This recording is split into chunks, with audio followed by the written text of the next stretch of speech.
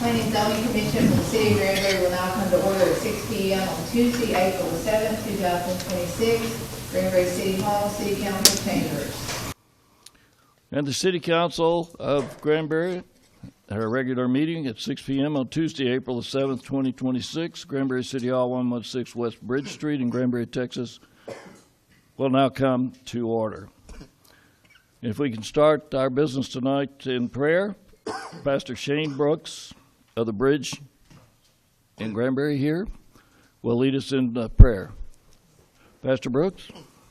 Then we will have the pledge allegiance to the flag. Just remain standing.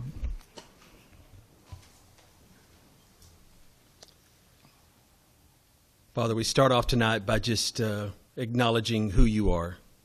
We thank you for your kindness and your goodness and your grace toward us. Lord, I pray a blessing tonight over this space. We thank you for the honor, the freedom, and the privilege to be able to gather here in this assembly to hear and to be heard. Father, I pray over the people of Granbury, those that are here, those that are not. Lord, we just thank you for what they bring to this city. We thank you, the ones that live here and work here and retire here, that bring their resources and their talents, their skill sets, their efforts, and their heart to this place to make it what it is. Lord, we just thank you. We ask you to bless them. Lord, I pray a blessing over the Zoning Commission tonight, Father, over the City Council. Lord, we know that with leadership comes burden. And so we understand that. They understand that. And so, Father, I pray tonight that they just are able to bear the burden with integrity, humility, and grace, that you would just be with them, that you would allow them to bring clarity where there is confusion, that you would allow them to bring peace where there's contention, and Lord, that in all things it would bring you glory and honor. Lord, we just pray over this beautiful city of Granbury, Lord, that we would just be marked by you as people of peace and kindness, people that welcome people and love people. Lord, we thank you for your presence in this place, for your guidance in all things. It's in Jesus' name we pray. Amen. Thank you, sir. Appreciate it. Now, if you'll all join me in the pledge to the American flag and then to the Texas flag. Pledge allegiance to the flag of the United States of America and to the republic for which it stands, one nation under God, indivisible, with liberty and justice for all. Honor the Texas flag. I pledge allegiance to thee, Texas, one state under God, one and indivisible.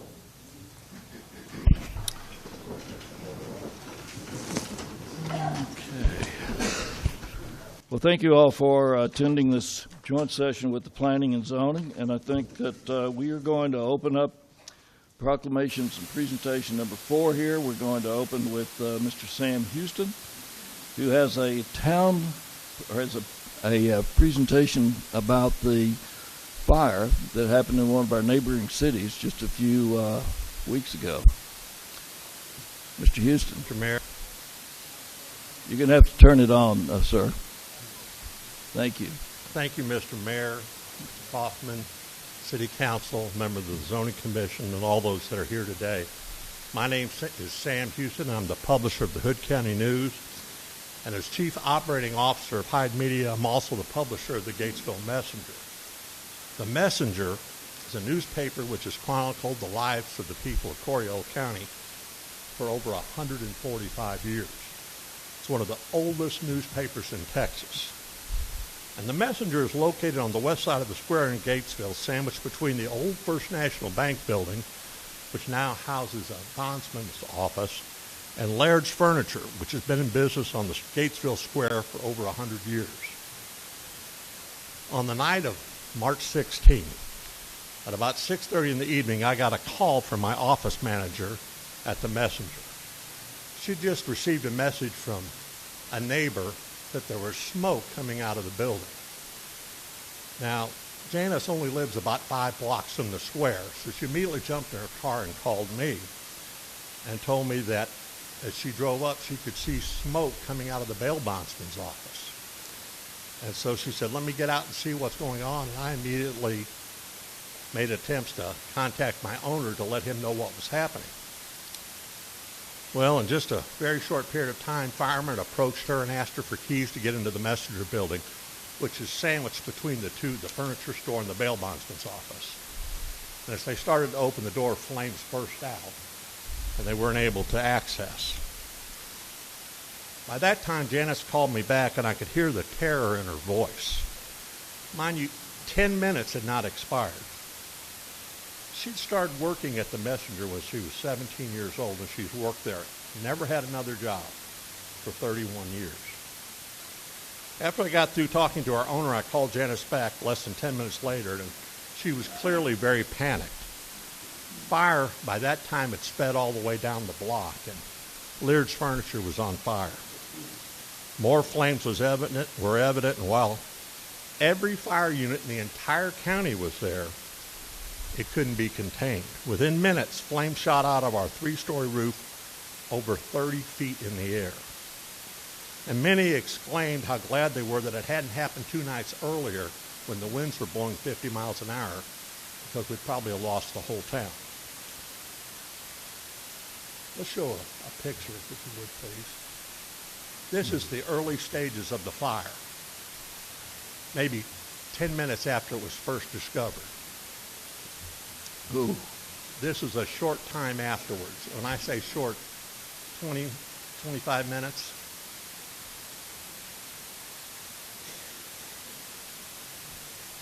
This is what's left. That's the old First National Bank building.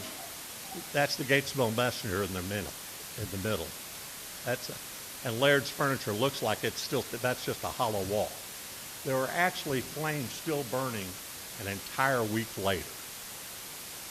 The insurance companies had declared it a complete and total loss. Now, fortunately, there were no lives lost or no one was injured fighting these flames. But the injury to the community is just immeasurable. The entire west side of the square is simply gone. All those buildings were built between 1890 and 1910. They're rock, brick, and wood, and they just went up like a tinderbox. Now, I came here tonight to tell you, when I arrived in Gatesville very early the next morning, strangers I didn't know came up to me and hugged my neck, and they had tears in their eyes and expressed to me how sorry they were about the paper and how the entire west side of the square was gone. They had dismay and shock and just utter disbelief that their community had changed that rapidly, that fast.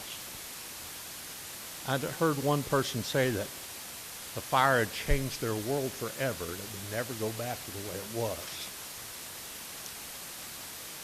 I come here tonight because I wanted to share this personal experience with you, how fast and how tragic a fire on the square could be. Now, several years ago, Granbury had an experience with the Nut Hotel, and very fortunately, the Nut Hotel has an empty lot on one side and a street on the other. We dodged a very important bullet. We may not be that lucky the next time. In Gatesville, our business is fully insured. We're going to be made whole. We won't miss a thing. We did lose over 100 years of archives that memorialize the goings of Coryell County and the Gatesville people. It's been declared a total loss, and if that happened to our square, I'm sure the building owners would also have insurance and they'd be made whole. But what about the citizens, and what about the city? We have spent millions of dollars promoting our square for tourists. We have a vested interest in the square. The people that own buildings on the square are merely caretakers, holding it till the next owner. If something would happen to our square, it would be devastating. I don't know that it would ever come back. Picture the city. I know this is on a lot greater scale. But picture the city of St. Louis without the arch, or San Francisco without the Golden Gate Bridge, or San Antonio without the Alamo.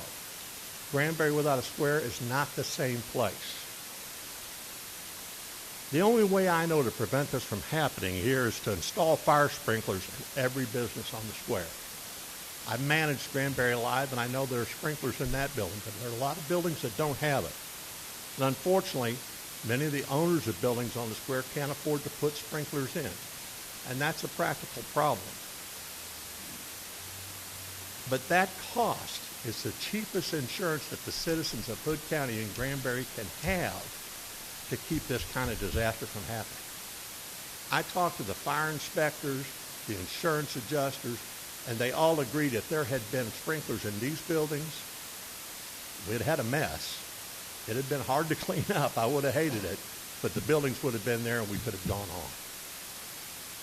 I assure you that the pain associated with this loss is almost more than a town can bear. And I'm not using hyperbole here. You looked into people's eyes in Gatesville and you could feel the pain.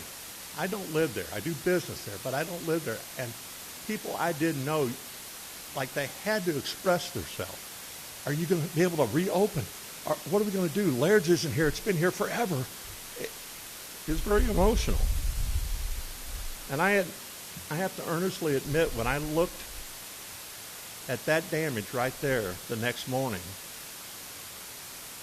I was concerned for Gatesville, but my very first thoughts were, my God, what would we do if this happened in Granbury? And it shook me to my core, I assure you. And because of that, I reached out to the city to see if I could get on the agenda to express these thoughts to you.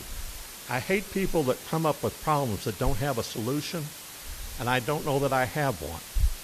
I know 3 years ago the city had a program trying to put sprinklers into the buildings, and financing was an issue. I don't know if there's grant money available.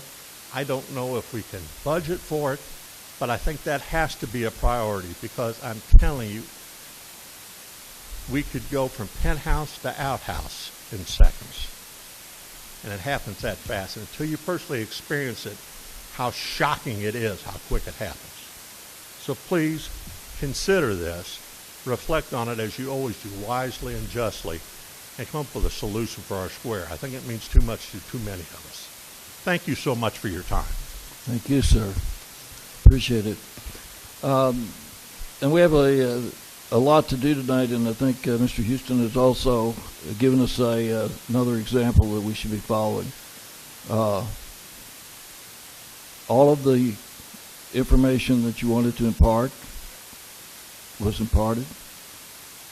The audience listened attentively, very, very attentive, and I think we'll take that message away. I ask that the rest of the night go just as well. We have a lot to cover, and we have a lot that needs to be heard, and we want to hear it and hear it well. So thank you, Mr. Houston, for the story and also for the great example. We appreciate that.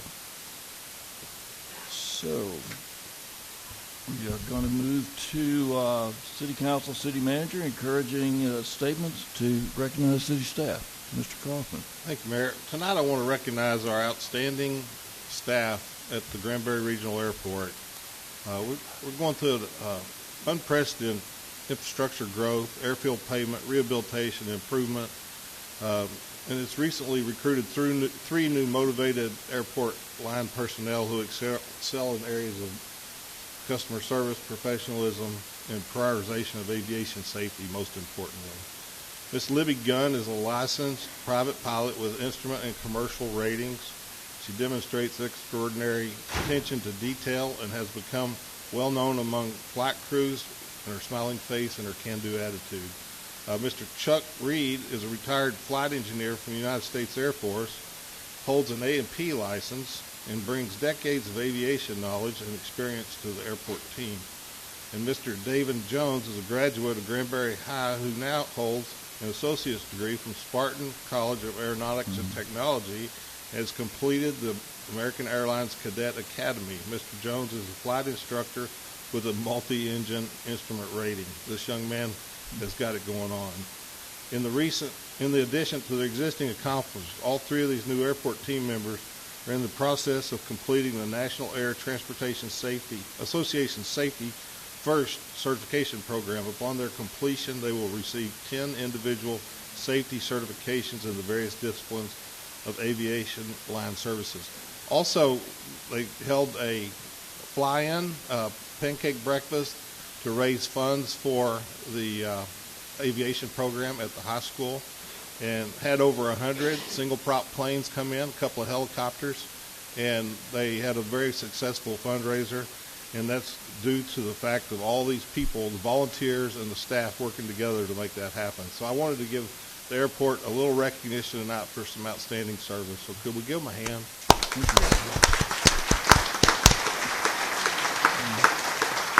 Thank you. I've got a couple of photos. We recently had to replace a power pole that someone ran over, and that sounds like normal business. This was on a very busy street, Pearl Street and Travis Street, and that's the project as it's being put in. We don't have a picture of it before we started this repair, but it took the street department and the electric department getting out there at 6 o'clock in the morning and blocking traffic and rerouting traffic, and then these guys showing up and working in the early morning hours and got finished by 8 a.m. to allow for the traffic to continue on. So we're grateful for our electric crews and our street department to put this together. But you know what else happened before all this is the police had to respond to this scene and deal with that accident, and that needs to be recognized as well. So thanks to all three of those folks. Team. That's all I've got for tonight, sir. Thank you, Mr. Kaufman. Council, anyone have anything in particular today? Okay. No? Then we will move to public comments on agenda items for Didn't mean to do that. Was that me? No. Okay. We're going to move to public comments on non-agenda items for non-public hearing agenda items. And speakers will have a limit of 3 minutes.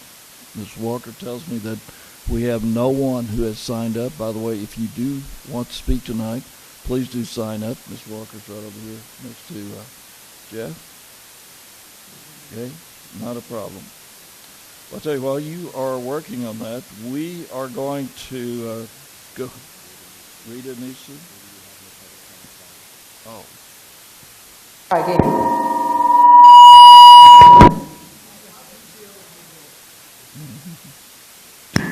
I tried to do it.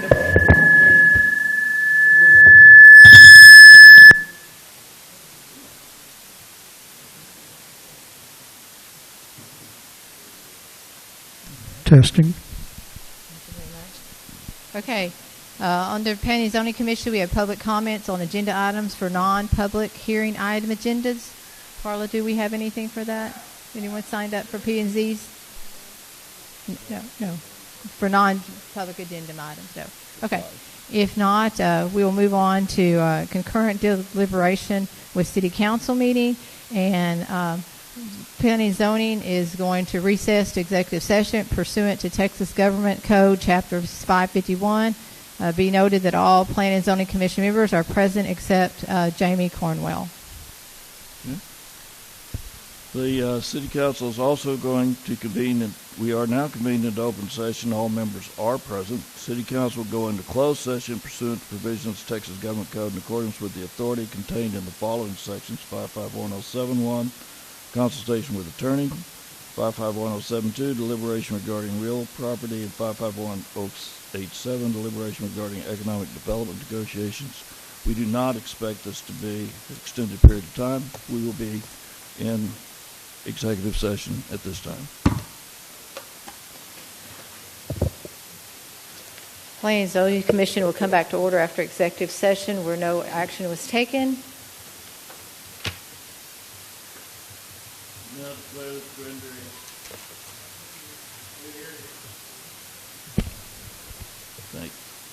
We now declare that the Granbury City Council reconvenes into open session. No action taken in closed session. All council members are present. We'll move on to our concurrent agenda item today. Item 3.1, public hearing to consider the request of the City of Granbury to amend zoning ordinance Articles 4 and 12. The general purpose is to add, define, and list supplemental standards for data centers and power generation. I now declare the public hearing open for P&Z. We're going to call 6.1, it is a public hearing. Consider adopting ordinance number 26-14, approving the request of the City of Granbury to amend zoning ordinance Articles 4 and 12. The general purpose is to add, define, and list supplemental standards for data centers and power generation. Mr. Goffman. As we open this public hearing, I'd like to turn the staff meeting over to Cody Nolan, our Director of Community Development, to go over this agenda item before the speakers begin to speak. Thank you, sir. Good evening, P&Z and Council. This is a zoning ordinance amendment that would add 2 definitions. This would be for data centers and power generation, and this would be added to the land use definitions. These are currently unspoken to and do not have any uses similar at all, and this is something that would be needed moving forward. Those definitions and land uses would also need to be added to the industrial and heavy commercial land use table, which shows where those are allowed, what districts those are allowed, which both are shown to be permitted by right in industrial and industrial only. And there is also a supplemental standard, which would be number 43, that would be included as well in the land use table. And supplemental standard 43 is going over the sound, the height, the visual buffers, the best practices, battery storage, visual buffers.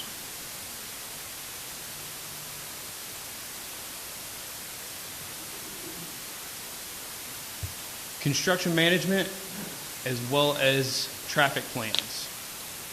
It also includes the light pollution protections for night sky protection.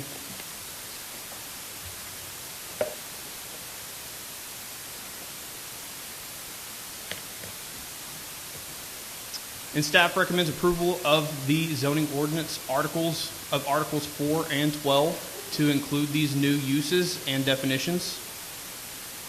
And the voting options for planning and zoning: recommend approval of the zoning ordinance amendment, recommend denial of the zoning ordinance amendment, and for City Council, approve the zoning ordinance amendment or deny the zoning ordinance amendment.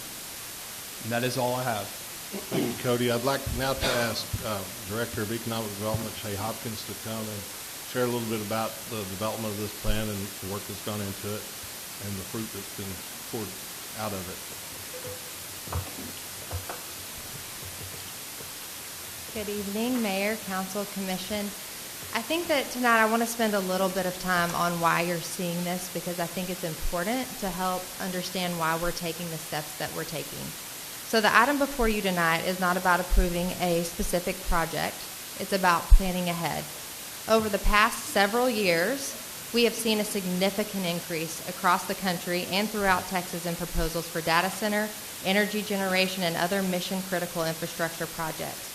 Many communities have found themselves reacting to these proposals after they're already on the table, often without clear standards or tools in place to address the impacts. Our current ordinance does not specifically address or mitigate the impacts of these types of developments. Every community in Texas should be looking at implementing these types of safeguards. The goal with this effort is to be proactive instead of reactive. This is about making sure that if a future development is proposed, the City of Granbury has thoughtful policies and clear expectations in place ahead of time. By doing this now, we give ourselves the ability to shape outcomes, require appropriate protections, and better align any potential development with our community's expectations. I also want to acknowledge all of the feedback that we've received from residents. We've heard your concerns related to noise, water usage, traffic, air quality, visual impacts, and many more. These concerns are very real, and that is exactly why these conversations and this amendment is happening. Being proactive allows us to address these issues in advance instead of trying to play catch-up and solve these problems after the fact. The intent is not to open the door to anything, but to ensure that if any project were ever proposed, we are prepared with strong safeguards and clear standards. Our responsibility in public service is to step back and think about the entire community, including those whose voices may not always be as loud, but whose needs are just as important. The question we have to ask ourselves is not only how do we protect what we each individually have, but how do we make sure that Granbury remains a place that longtime residents can afford to stay, where families can work and be successful, and where the tax burden of this growth isn't carried primarily by homeowners. Tonight's item is simply one step in that planning process. It is about putting tools in place so that decisions, if and when they come, are made deliberately and with the best interest of all of our residents. Thank you, Shay. Thank you. Anyone in the council, planning and zoning, have questions for either of these presentations?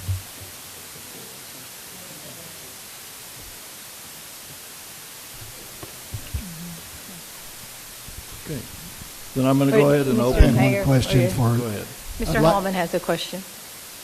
I'd like to reference section F there about facilities and closed loop systems. I'd like to see that language tightened up a little bit better. It's very broad, minimize water usage and any blowback wastewater, just very broad. Seems like a very broad statement.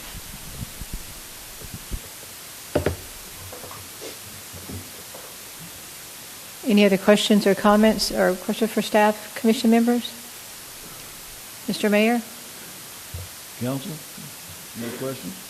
We're going to go ahead and open up the public meeting at this time. We have about 15 people that have signed up. Ms. Shannon Wolf of Medina Street, Granbury. Ms. Wolf, if you would, make sure that microphone is on. That's good.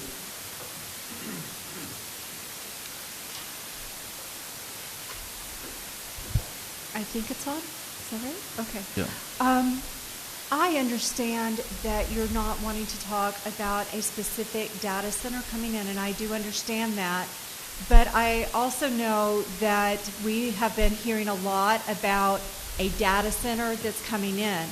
And I'm wondering if that would be appropriate for me to even discuss what we're hearing and concerned about. Would that be appropriate for this council? No.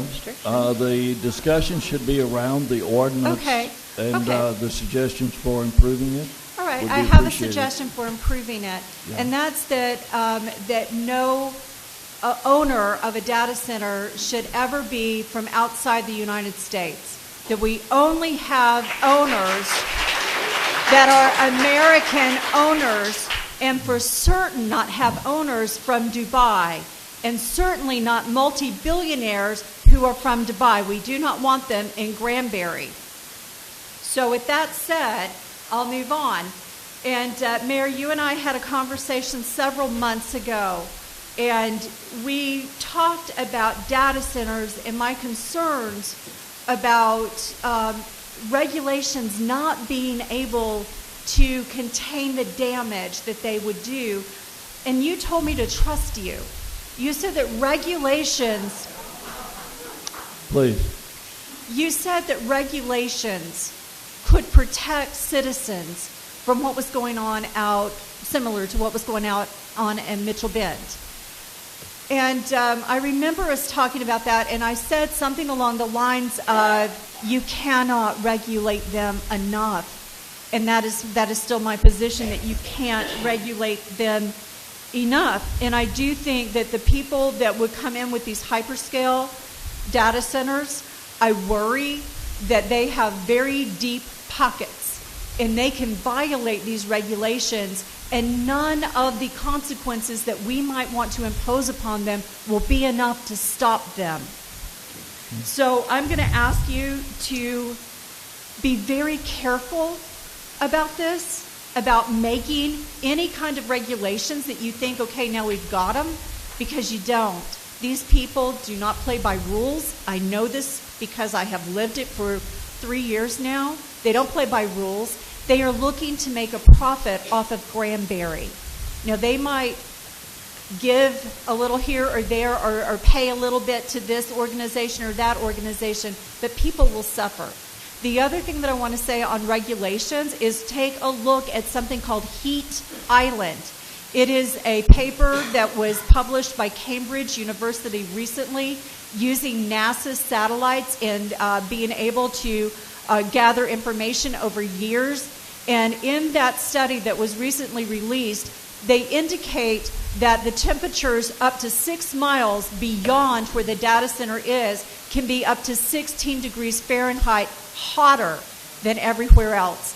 And that is a study that has been looking at data centers around the globe for several years now. And again, using NASA technology. So I think that Cambridge University, excellent reputation. NASA, I don't know anybody that's going to question their science. But take a look at that, because when we have these horrible summers like we are prone to have, and it's 110 degrees, and yet for 6 miles around these data centers, it is, 126 degrees. That is devastating. So I don't think that's in your regulations. I would encourage you to maybe put the brakes on any decisions that you might make in order to look at more of the information that people have. Thank you so much for your time.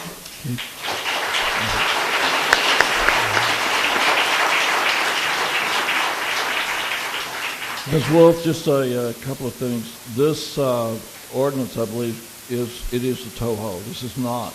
It is. We can change it as we go forth and have the need. And you remind me of something that I really wanted to ask for early on. When you have a reference of some product like that, would you please leave the, and you don't have to come do it now, but before you go, would you please leave that reference so that we can go and research it? I would prefer that you leave it with Ms. Walker, because, or email it. We email it to me, I'll give it, but we want to compile it. I anticipate we are going to have a big, long reading list before the evening's over. Okay. Thank you. Okay.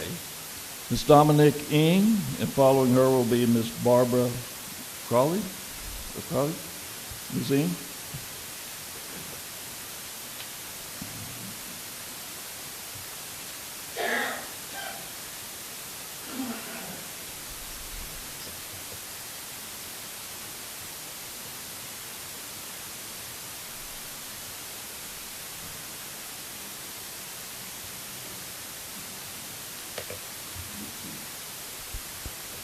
Good evening, Mr. Mayor, council members. For the record, my name is Dominique Inge. I'm a proud citizen of Granbury, and I hope Granbury can stay the way it is with reasonable progress.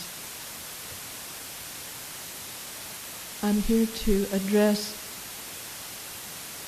item 6.1 and the supplemental amendments.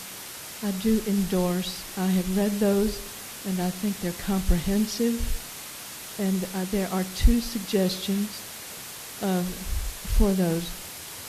First, I do not see any reference to an enforcement officer for these supplemental standards, and I think that's very important to have an officer, someone who can be responsible to enforce these standards.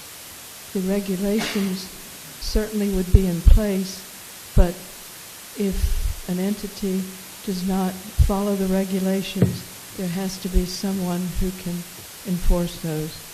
The other is on, let's see,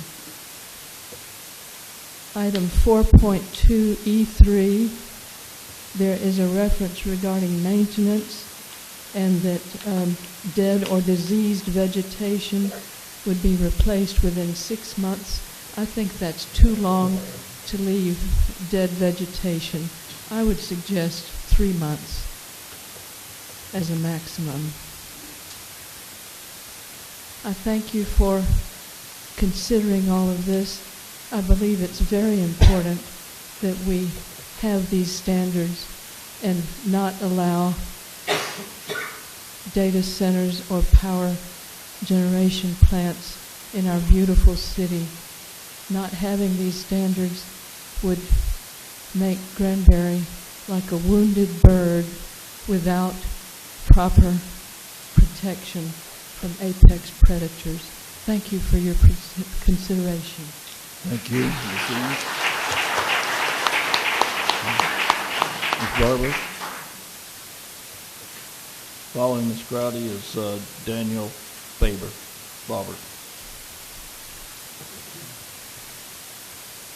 Is the mic on? Yes. Yes, your name and address, please. I'm Barbara Crotty from 2201 Washington Avenue in Fort Worth, and I'm here representing the Greater Fort Worth Sierra Club. Sierra Club is 135 years old, the oldest conservation and environmental nonprofit in the country. Our region for the Greater Fort Worth group includes Hood County. And we want to express our adamant opposition to the rezoning of the Knox Ranch property at Highway 37. Do you have suggestions for improving the ordinance? It's Sierra. I'm anticipating that you do. So help me here. Well, I thought I signed up for the right item number to oppose the rezoning, but Now that's the next one. That's the next one. Mm-hmm. You want to move me to that? We will at the proper time. Certainly, if you would just let Ms. Walker know, we can do that. But this is we're looking for public input on how do we make this ordinance better with what we know today, knowing that in the future changes of technology, whatever, will require additional review and change as necessary. So yes, if you're going to talk about the zoning versus the ordinance, you would need to go to 6.2. I'm sorry. Can I please be put on 6.2? Sure. Oh, okay. I'm going to put you in the next group as well. Okay. Mr. Fowler.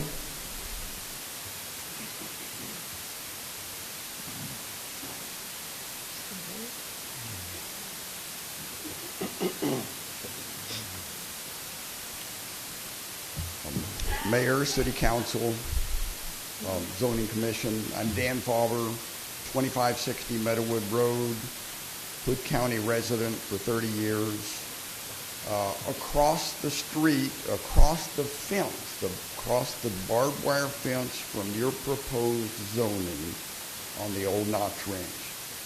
I understand that we're not talking about specific projects, but this is a data center project that was submitted to the city of Granbury in November, and I received this project plan from the city of Granbury. And the ordinances will apply to that house?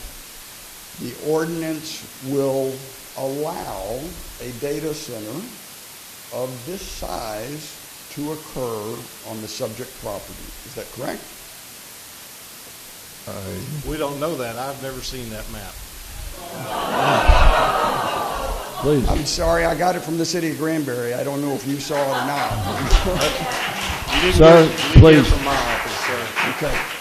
So, would the proposed data center ordinance prohibit a data center size, maybe like this, the size of 47 super Walmart size? On my map, this little yellow spot is Granbury Walmart. This area is a data center project submitted to the city of Granbury in November 2025. And the recommendations for improving this ordinance would be? Provide some sort of limit on size of data center provided. Okay. That would seem to be reasonable. The other comment is the power plant Texas Environmental Quality request list a power generation of 930 megawatts, which is 1/3 the size of the Comanche Peak power plant. If you look in your records, no city in the United States has suggested that a gigawatt-scale power plant be built in the city limits. That's completely inappropriate. My recommendation for your power plant zoning would be no. We do not permit gigawatt-sized power plants in the city of Granbury. You are addressing the ordinance. Yes, that's correct. Concern 6.1, concern about 6.2. size of facility. That's correct. Spacing of facilities. Yes. Size again of gigawatts or whatever, but size of the power units output. So that would be your suggestion. That is correct. Yes, sir. All right. Thank you. We appreciate it. Your time is No, hang out. on. Okay. You need to consider sight lines of your zoning, a small screen on rising property. This property is highest in the area, 950. Right. And all of the other area will be looking at it, like the hospital, like the high school. So you're also concerned about sight lines. Yes, sir. Thank you. Okay.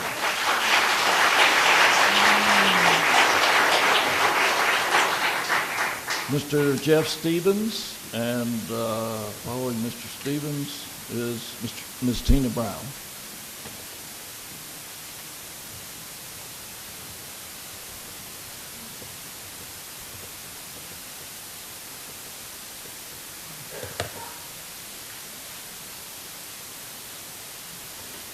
Jeff Stevens, Meadowwood Road. I'm going to suggest you move me to the next section on 6.2, because my advice on the ordinance is don't do the damn thing.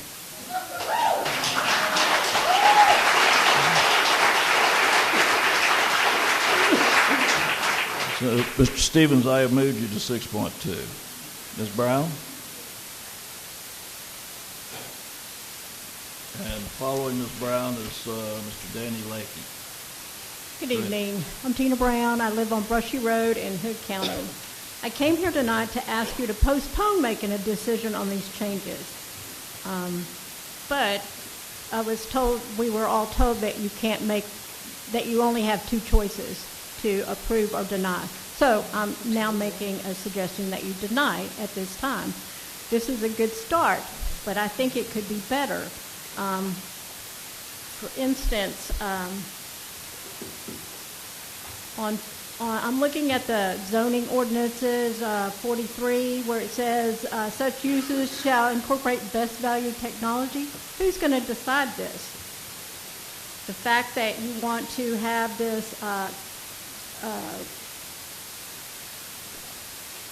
an annual study done of this every year, that's not enough. Every year, it should be done like monthly, quarterly. Annually is too far away. I mean, it should be done more often, in my opinion. On the sound absorbent barriers, where it says especially where facilities are proximate to residential or outdoor recreation centers, that is so vague. Tighten it up. On C, where it says shared with residential or public outdoor spaces, this is also, vague. It should be all boundaries. It should not say residential or public outdoor spaces. We don't know what the future is. It should just say boundaries. On the city council, advances the public interest. Who's going to decide what advances public interest? These data centers do not advance public interest in most of our opinions. Who's going to decide what's unreasonable impacts related to noise, lighting, and environmental? That is vague. Tighten it up. Put some numbers there. The city council may impose reasonable conditions. That should be shall. You shall do it, not may. You shall do it. Visual boundaries, buffers, this first part, I was reading this, I was making all kinds of notes, and then it's like, now it's explained down here at the bottom part. I don't know why that top part's up there. But I agree with Ms. Inge about the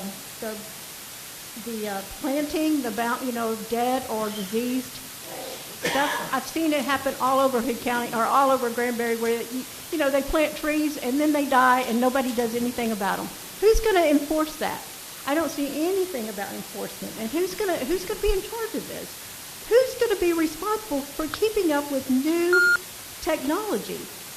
We're under F, best of practice, closed loop systems. Who's going to keep up with that? We have your time here, but I have Roger Scramp working with you here. The vagueness, I think we all agree that there is vagueness in here, but there's vagueness in here on purpose, because we have to get something down on paper approved before the Texas legislature comes back and says, oh, you can't do anything. So we agree, but we have to have some type of objective. I mean, we don't have a plan. We don't have a size that's coming our way. With that, when that happens, should that happen, we will be able to get specific on this. But we have to get it on paper first. Is there a deadline? Because Tonight. I think you should. Tonight's a deadline? Tonight. Why? Yes, for me. Why? Yeah. Why? I mean, why Because can't you? You could deny it tonight, though, right? Okay. We feel that we have a deadline. Okay, but you don't have one.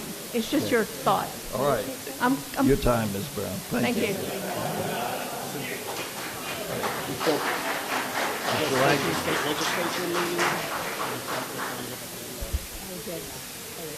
Mr. Mayor, Council, P&Z, my name is Danny Lakey. I live at 8225 Contrary Creek Road. I'm a resident of Hood County and not of the city of Granbury. Sorry. You want a regulation. You regulate no for your power plants, no for your data centers without a special use permit, and make them come in and do it individually. You can get as tight as you want with any regulation. You don't have to play the games. You cannot rely on the state of Texas. You cannot rely on the TCEQ, who are supposed to protect us. They both state in their mission that they are here to protect the public health over economic development, and they don't. So you can't rely on state law. Are you aware that Hood County is now a non-attainment in terms of ozone pollution? Because we are. Any power plant that is built in Hood County, according to federal law, must be built under LAIR technology, not under BAC, which is best available. LAIR is the least emitting pollution level out there. It's lowest achievable emission rate, and it does not matter how much it costs a company to build a power plant. They have to do it at the lowest possible rate. What you have there is a fluff piece that does not address any of it. So go in and follow the EPA regulations that say whether the EPA and it's in their own regulations 40, and I did pass some copies out for you guys so you can look at all the different laws that are out there for regulating a power plant. And this is for any power plant, okay? But if you're going to put one in the city, why? First. But number two, if you're going to do it, it needs to be at the lowest available emission rate possible. And that's not what they're building. And the TCEQ is approving those. Now, we've got Wolf Hollow 1, Wolf Hollow 2. They've approved Wolf Hollow 3. We've got Day Cordova Bend. That's 4. If you build another one in your city, that is 5 in Hood County. Hood County is 425 square miles and will be one of 2 counties in the entire state with 5 power plants. Why? Tarrant County and Dallas County have 4 combined. They are 1,700 square miles. And the ordinances would be? The ordinance, EPA regulation just says no permit may be issued for a new or modified source that will cause or contribute to a violation of any NAAQS, and critically if monitoring data shows variations. And what the LAIR technology, or what they have to do is they have to provide LAIR technology, and then they also have to provide offsets. So to be a non-attainment, it's 70 parts per billion of ozone level. All right? Currently, Hood County over the last 3 years has averaged over 76. So with the addition of Wolf Hollow 3, when it gets built, because that's in the county and we can't stop it, we are going to have more pollution. If you allow another one built in town, the state will approve these lower emission levels. All right? So make sure that any that you have puts standards to what you allow to be built. Don't rely on the state and don't rely on the federal government, because right now they both want them and they're looking the other way. And we're coming to you to ask you not to look the other way. Got it. Thank you. Okay? And Mr. Mayor, just so you know, all the regulations for that, I did leave like 6 or 8 copies, so y'all will have them if y'all want to look up those They will regulations. be read. Okay? Thank you. I don't want to monopolize this. If any of you guys have a question or you have a comment, just jump right in there. Ms. Nikki Sopcich, and following Ms. Sopcich will be Ms. Rachel Jacobson.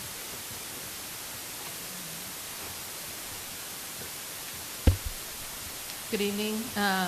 Nikki Sopcich. I have property in Granbury, and actually I was planning to speak on both at once, so I'm trying to separate them. But basically I'm just opposed to adding data centers as a permitted use in any district in the city.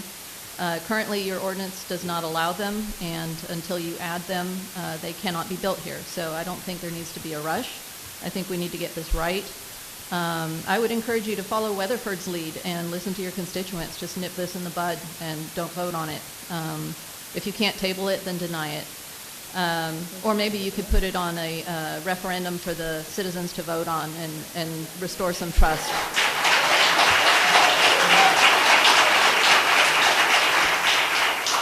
I would also ask that you don't hurriedly adopt half-baked ordinances with plans to add later strength to them. By doing that, you just open the door for applications coming in and being vested in incomplete standards. Hood County recently adopted a maximum 10% property coverage for data centers. So currently in Hood County, citizens are more protected from this type of thing than they are in the city limits, and that's not why we pay city taxes. We choose to live in the city because we want more strict regulations. We want to be protected from this kind of stuff. You're speaking of size limits. I'm saying don't put it in there at all. Don't make it a permitted use by right in any district. Okay. Thank you. Thank you. Ms. Jacobson?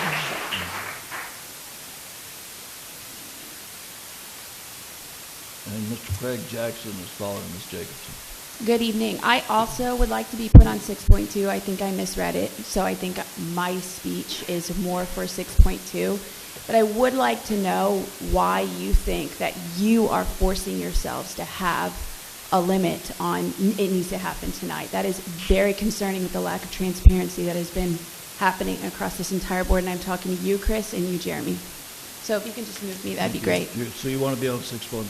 Yes, please. Thanks. Thank you. Mr. Jackson, Craig Jackson, and following him is Mr. Derek Tanner. Please ask them to repeat their name. Mr. Jackson. There we go. All right, my name's Craig Jackson. I live at 121 Rawson Lane. I'm actually 300 feet within the Knox Ranch property, and I know we're talking about that next. But looking at the proposed plan, I do have a couple of questions and suggestions. For one, findings of fact. No empirical data when it comes to that 45 decibel sound limit. We haven't defined the character of that noise. What is it going to be? 45 decibels of infrasound, 45 decibels of what a $20 decibel reader from Amazon will purchase. Let's define what that is 45 decibels will read, because I could step outside my door any given day of the week and trigger 40 to 55 decibels. So we can start there. Let's also specifically, when total and low frequency vibrations, just know they do create a substantial interference. That was also dictated in the Cross North Texas Pipeline versus Gardner, which the Texas Supreme Court established that as a nuisance. And then also, what about the C-weighted decibel monitoring or the 1/3 octave band analysis? I would highly recommend that we add that to whatever ordinance gets passed, or whether it is tonight, or I do believe we do have time to postpone this and deny this for another day. Because honestly, as many of the people who know about Mara and the Bitcoin mine, it's basically a license to vibrate your neighbor's home within up to 3 miles. Furthermore, let's address the visual buffer requirement. I just want to cite City of College Station versus Turtle Rock Corporate. The court held that ordinances must bear substantial relationship to the objective they seek to achieve. A 100-foot vegetation buffer, basically a hedge, bears no substantial relationship to thermal pollution, the heat island effect, which was mentioned in the Cambridge study that was brought up earlier, or the massive electrical consumption that a near gigawatt industrial facility would do. So if we treat this with just an environmental footprint as a normal power plant, we're basically just going to, let's just say, being 300 feet, that's the proposed next agenda item, my AC bill is going to go up, and so will my electric, so that's an issue. And then so by this recommendation, I strongly encourage you to deny it. Let's come back another day after we do some research, because where's the regulatory impact analysis? There is no data in Hood County or Granbury as far as when it comes to this. Also, we have no data on the thousands of cooling fans for any sort of, whether it's power plant, data center, whatever we're talking about, whatever goes where, and the impact on migratory patterns of endangered species that will use our local corridors. The monarch butterflies, well, that's going to be gone. And so we all know how that affects our tourism. And so I'll leave my time for now, but I'll be speaking to you in a few moments.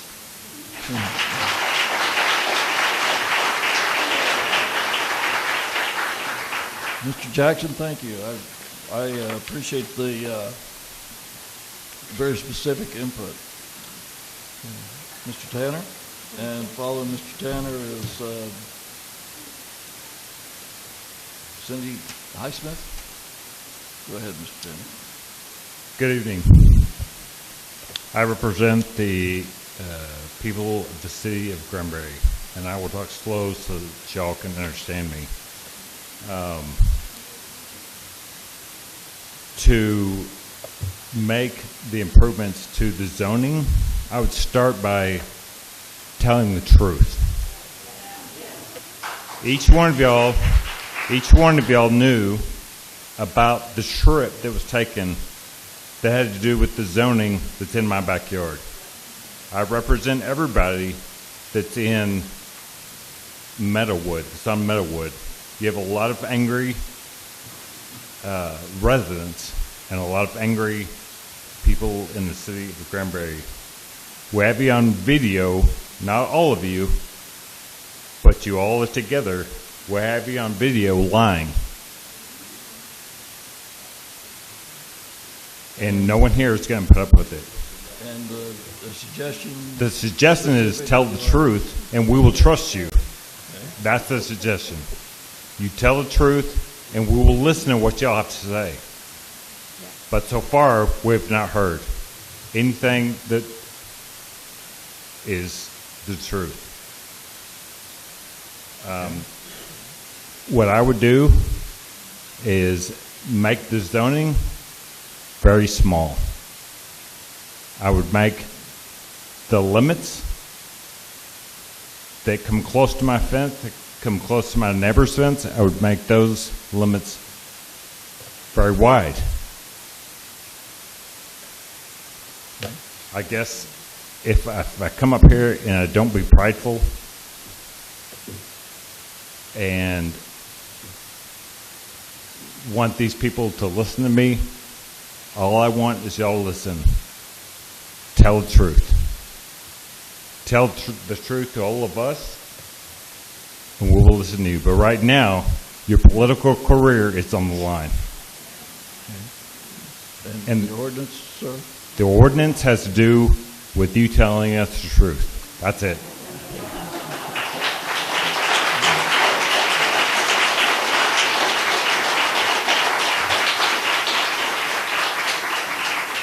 Ms. Highsmith? Ms. Highsmith, there she is. And Ms. Nanette Samuelson will follow her.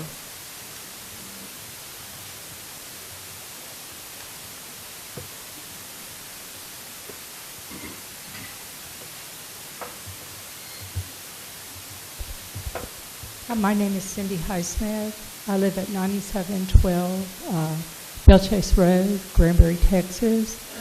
For the city manager and the council, some clarification is needed here. So residents of both Granbury and the county are here today because air does not know city boundary lines. Air quality is affected by the cumulative effect of all contaminants emitted by gas-powered plants. Therefore, all Hood County residents are affected. So any addition of a gas-powered plant in our county is not prudent. The city government is well aware that except for ozone, no air contaminants have been measured for our area since April 25th of 2022. It is also a fact that ozone has risen at the Annex Monitoring Station since 2022. The Hood County Clean Air Coalition has stated what will happen to air quality if all of the existing and proposed gas-powered plants are operating. So in paragraph 2 of the supplemental standards, best available technology is to be incorporated. By allowing development of hyperscale data centers powered by gas turbines under standard permits, best available practices are not being used. The air contaminant level under a standard permit is much lower than a major source permit. So the 932 megawatts that are going to be produced are coming in under a standard permit. Therefore, the standards are much lower, and this will greatly affect all of Granbury and all of Hood County. So that needs to be addressed. Air quality needs to be addressed in these standards. And just for clarification, so the air quality would be, and these are my words, but they would be the various pollutants that might enter into the air at some discrete level over time, and a specified measurement device. Well, I'll give you those seconds that I use back, but go ahead. Yeah, okay. Mayor Jarrett, the Hood County Clean Air Coalition can very much guide you in this, in how to put that in there. I sit on that board. And, okay, well, good deal. You know how to ask, you know how to do that. In this ordinance, you would like to see tighter, or at least to the minimum, maximum standards of the U.S., the county, the state, but a measurable air quality indexes, right? Right. You certainly don't want to come in at a low level, which is what a standard permit is doing. Okay. Okay,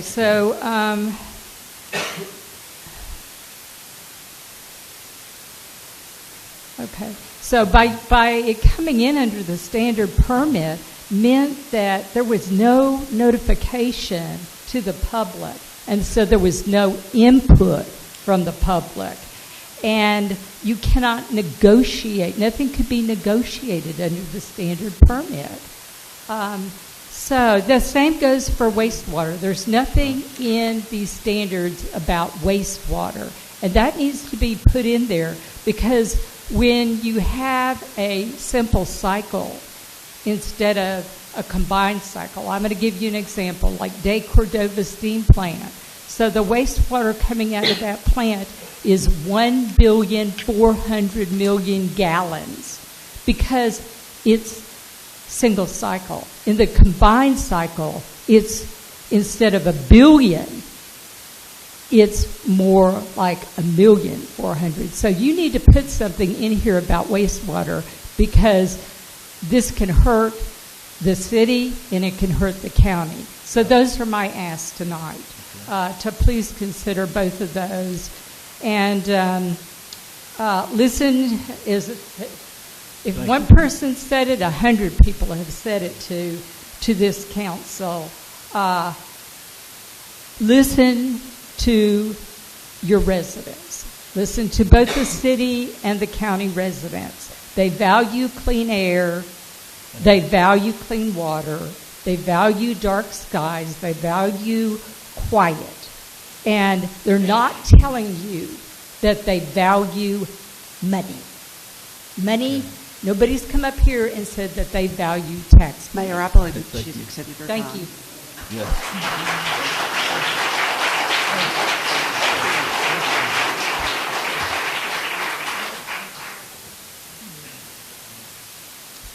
Hello, good evening. Thank you for the opportunity to speak. I'm Nanette Samuelson. I live at 8802 Hampton Court. I'm the commissioner for Precinct 2 in Hood County. And I want to just address these proposed ordinance. First of all, I agree with Ms. Spacek, is why would you even consider amending your zoning to allow data centers and power plants? Granbury is not a huge city, and having a power plant the size of this power plant and a data center right next to residential areas is very concerning. But if you are intent on doing this, I wanted to address some of the things that are in here. At the end of the compliance statement, it says verified by third-party inspection, but it doesn't say what the penalty is for non-compliance. Shouldn't that be stated as well? And then what's missing? I don't see specific decibel limits mentioned in the noise and sound paragraphs. I don't see anything about decommissioning requirements. Have you thought about the impact to the roads? Other counties have reported severe destruction of the roads due to heavy haul trucks by the hundreds or thousands traversing city, county, and TxDOT roads. Several counties have voted to install no-through trucks or no trucks on county roads. The cost of maintaining roads is a real concern. You should add that this particular zoning should be 5 miles away from residential areas, schools, daycares, or hospitals.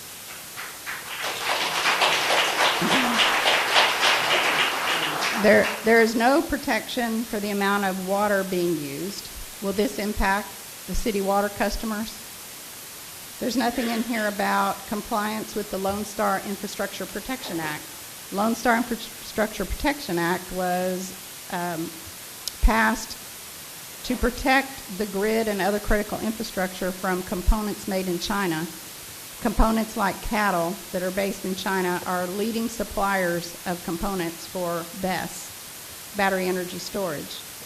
So back to why would you do this at all? Sam Houston said a few minutes ago, we have spent millions of dollars promoting the square in tourism. What happens to Granbury tourism when no one can get a hotel room or an Airbnb for 5 years while this data center is being constructed? Hotels in Abilene are now $399 to $400 a night, a Holiday Inn, not a fancy hotel. So I'm concerned for the city, I'm concerned for my constituents in Precinct 2, and I'm concerned for all the residents in Hood County. Thank you for the opportunity to speak. Thank you.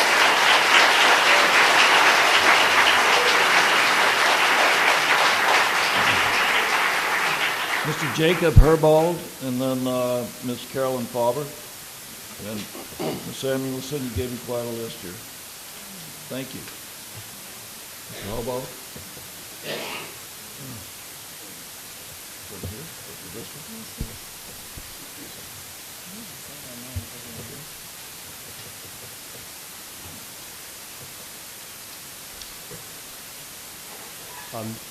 Good evening. I'm Jacob Herbold on Meadowwood Road. I want to read a list of gaps and weaknesses in these standards that were emailed to you. Number one, many standards only apply if incentives are granted. Number two, incorrect or vague ordinance references. Several people have already mentioned those. This creates legal ambiguity and weakens enforceability if challenged. Number three, no clear penalty structure. Number four, heavy reliance on self-reporting. Number five, missing definitions, key terms not defined, including major violation, material deviation, local vendor, non-local worker, adequate financial assistance, Undefined terms equal loopholes. Number 6, noise standards lack actual decibel limits. Number 7, visual buffer requirements are detailed but not fully enforceable. Number 8, air quality section is extremely thin, only mentions generator permits, no limits on construction emissions, dust, or long-term particulate pollution. Number 9, lighting standards don't address state and federal wildlife requirements. Migratory bird protections are mentioned as a question, not a requirement. No mandate for bird-safe glass or downward-directed lighting beyond city code. Number 10, water conservation requirements are minimal. Closed-loop cooling is required, but no cap on total water usage, no drought stage restrictions, no penalties for exceeding allocations beyond a surcharge. 11, workforce housing plan has no limits on worker numbers. 12, no traffic impact limits. 13, decommissioning bond is too low. 30 to 50% of estimated cost is far below industry norms. Companies often underestimate decommissioning costs by 200 to 400%. 14, no enforcement mechanism for expansion limits. 15, community benefit fund is optional. 16, no independent oversight body. Enforcement is left to the city, which may lack staff, expertise, or budget, or honesty. No requirement for third-party auditors except in one section. 17, how about hazardous material? What if there's an accident? Imagine that. 18, how are we supposed to hold a billionaire from Dubai accountable? Are we going to have to go to federal court to take something up with them? And again, just wanted to address the issue of trust and ask you to postpone anything related to Knox Ranch. It's been stated you have had no knowledge of it till January 6th. We found out that was not the case, so that needs to be considered before you make any decisions. Would you do me I wrote as fast as I could, but I just emailed it to you. Thank you. You've had it for a while. Yes, sir. You emailed it to me? Others have already emailed this to you. I went ahead and sent it myself. Is this one of the form letter emails that I've been getting? No? Okay. But we'll get a copy of it. Okay. Thank you. Ms. Faber?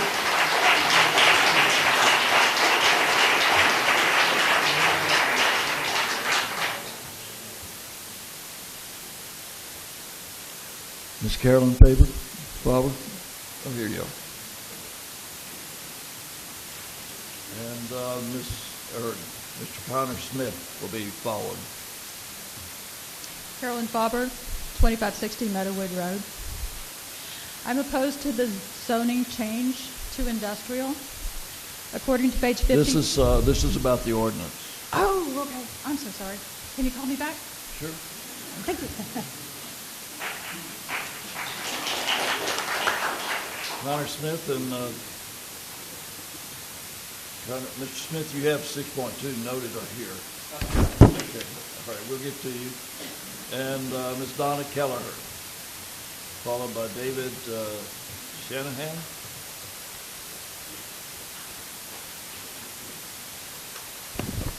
Donna Kelleher, 2012 Treetop Court, Granbury, Texas. So specific things that you can do to strengthen that ordinance. Let's start with the coverage ratio. So there's no mention of a coverage ratio in anything that I read. The Hood County development regulation is 10%. You could mirror that and be consistent with Hood County. So 10% coverage ratio going forward would be very good. You want to preserve the rural character of Hood County, including the city of Granbury. All right, regarding the air quality, you should require modeling of the impact on air quality, and you should have a limit, an incremental increase limit, not to exceed 75 parts per million of NOx. NOx, and I'll send you a graph. So if we're at 75, there's no allowable increase. There's going to have to be an improvement elsewhere in order to allow them to put NOx into the environment. So that gives the city some leverage and power to look at your current NOx emissions and say to them, you got to lower the NOx because we can't have any more economic development. You can't have any more economic development until we have a certain level of NOx, because we have to be able to breathe. And over 75 children will not be able to play outside if they have any type of asthma or anything like that. So that's very important. I saw nothing in there about detention ponds. So detention ponds are going to be necessary in Hood County because we have a lot of topography changes.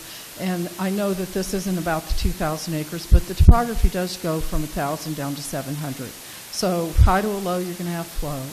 And I suggest that you not allow any industrial development whatsoever within 1/2 mile of a tributary that flows to the Brazos River or Lake Granbury per USGS maps for a distance of at least 5 miles from the confluence of the river or the lake. Now, that's going to be right in line with the Brazos River Tributary District in the Hood County Development Regulation and according to the Hood County Strategic Plan that adheres to Texas Local Government Code 231 Subchapter K, which is a state law. And you, under Chapter 2.14 of the Property Rights Code of the Texas Local Government Code, are allowed to adhere to a higher standard.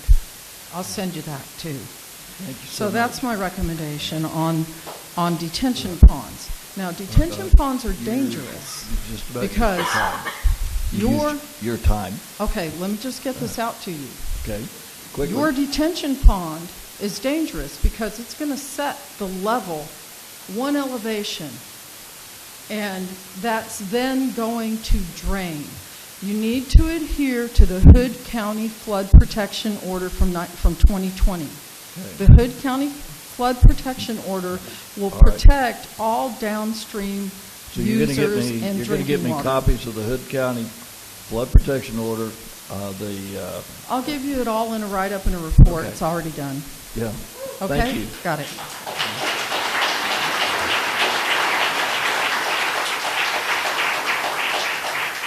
Mr. Shanahan, and then Ms. Meredith Bennett. Thank you, Mayor. My name is David Shanahan. I live at 8111 Lycan Highway in Hood County. I would suggest that you guys decline this amendment as stated tonight. There's been a lot of comments. Can you speak up a little bit or get closer to the... Yeah, I would recommend you decline the amendment as stated tonight and move forward with some of these suggestions. And one of the suggestions that seems obvious to me is to not offer economic incentives to hyperscaler data center. These are the most... That's fully within your discretion. It's not required by any law or mandate. These are the most valuable companies in the entire world. And there's no one in this room that has a 60% tax abatement.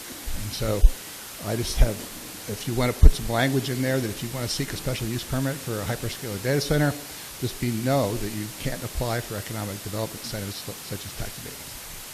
Thank you. Thank you, sir.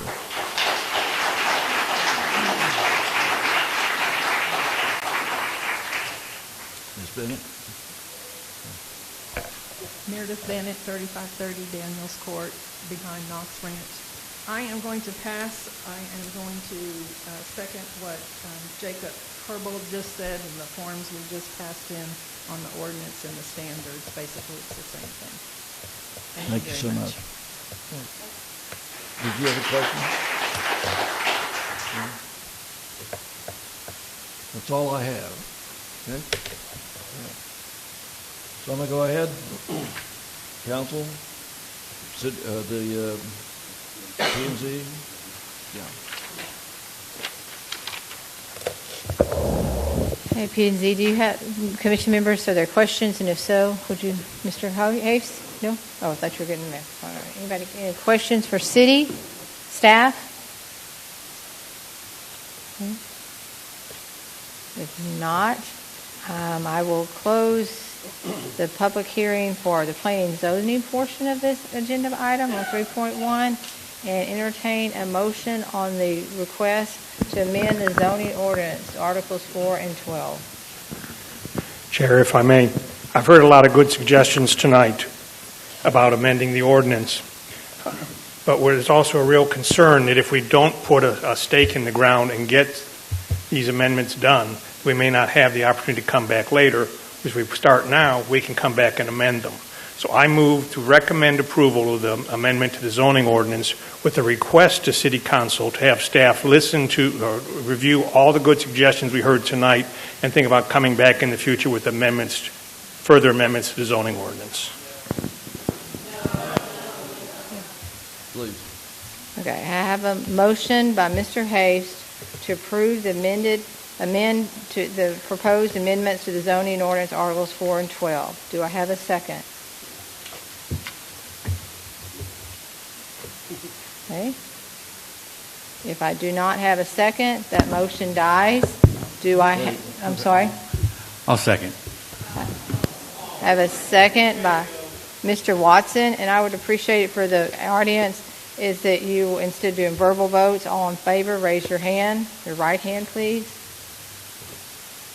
Got 5 in favor, opposed. Oh, just so you know, I only vote, and P and Zoning Commissioner only votes in the case of a tie. It's different than the City Council. So I have 5 for and 1 against. Is that correct? So the motion passes. Okay. So we'll now move to the City Council. City Council will close unless you have questions. Ready? No? And we will go ahead and close our public hearing. Mr. Kaufman?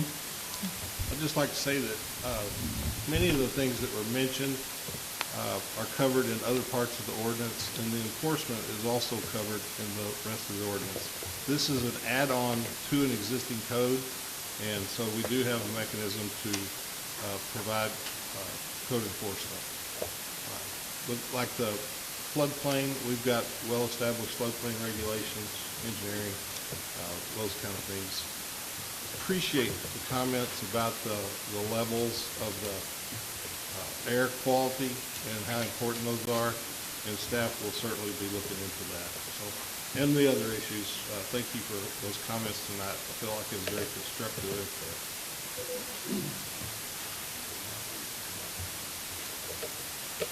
So this is a public hearing has been closed. So we now have an opportunity to consider adopting ordinance number 26-14, approving the request of the City of Granbury to amend the zoning ordinance Articles 4 and 12. The general purpose is to add, define, and list supplemental standards for data centers and power generation. We can recommend to approve, we can recommend denial. City Council, do I hear a motion to approve or deny? Mr. Mayor. So as the city manager has pointed out, this is to amend Articles 4 and 12. There are a lot of other articles in this ordinance, and people need to understand that there's things that many of the things that were brought up tonight that they would like to have changed are covered in a lot of those articles, and if they're not, we can make these changes later. Once we get somebody that comes and makes an application for either for the power generating plant or for a data center. So with that, I will make a motion to approve the adopting the ordinance. I have a motion to approve adopting the ordinance. Do I hear a second? I'll second. Mr. Allen seconds. All in favor say aye. Aye. All opposed say nay. I hear no nays, so that will pass 6-0. We will move to 6.2. I'll turn it back to the planning and zoning. Next item on the agenda is 3.2, a public hearing in compliance with Chapter 43.002 of the Texas Local Government Code. Consider the request of Alexander Van Heuser for a comprehensive plan amendment from low-density residential, high-density residential, retail/office, and commercial to industrial, and a zoning change from interim holding to industrial. This property is located at 2801 West US Highway 377. The public hearing for the Planning and Zoning Commission is now open.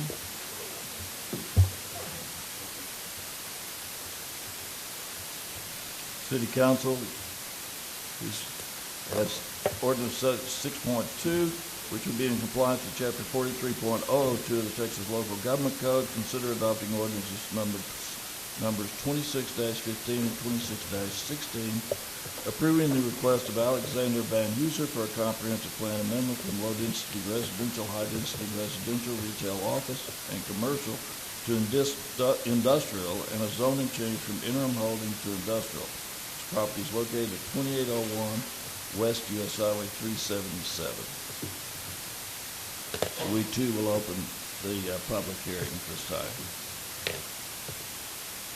Rosen? Thank you, Mayor. Thank you, Chairman. I'll turn it over to staff, Cody Nolan, Director of Community Development. So this is addressed at 2801 West US Highway 377. It is 2,084 acres, and the current zoning is interim holding. It is partially platted as the Scottish Rite Village subdivision and the Scottish Rite Crippled Children's Hospital land. And the purpose is to be in conformance with the approved TCEQ permit. And the comp plan shows this to be currently low-density residential, high-density residential, commercial, retail, office, and the proposed is industrial. And the zoning is currently interim holding, and the proposed is industrial. These are the questions that are to be considered by the Planning and Zoning Commission per the zoning ordinance.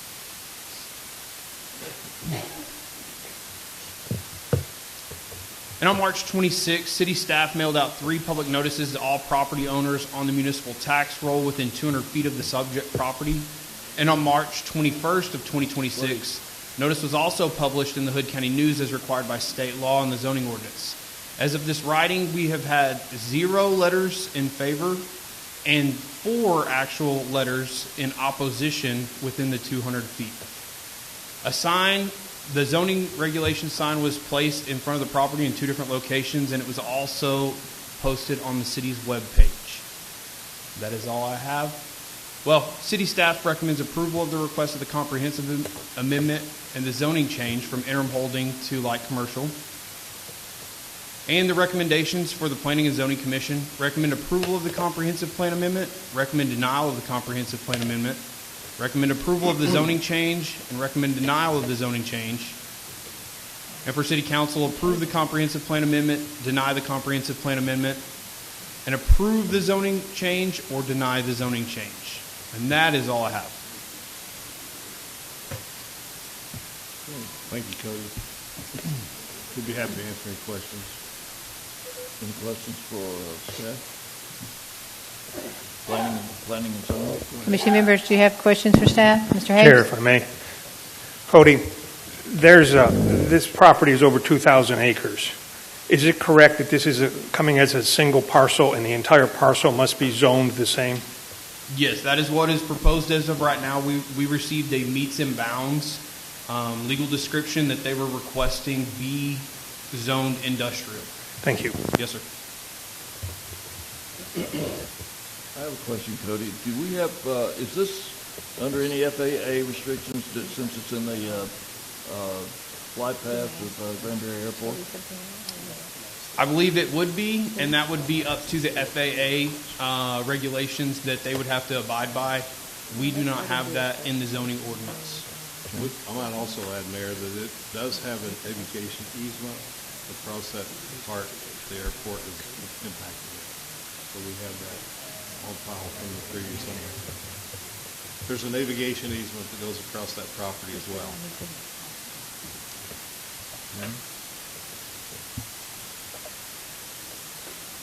Other questions? Planning, zoning? Not right now. We don't have any, Mayor. Okay. We'll go ahead and open the public hearing then. Mr. Connor Smith, and Ms. Carolyn Fowler.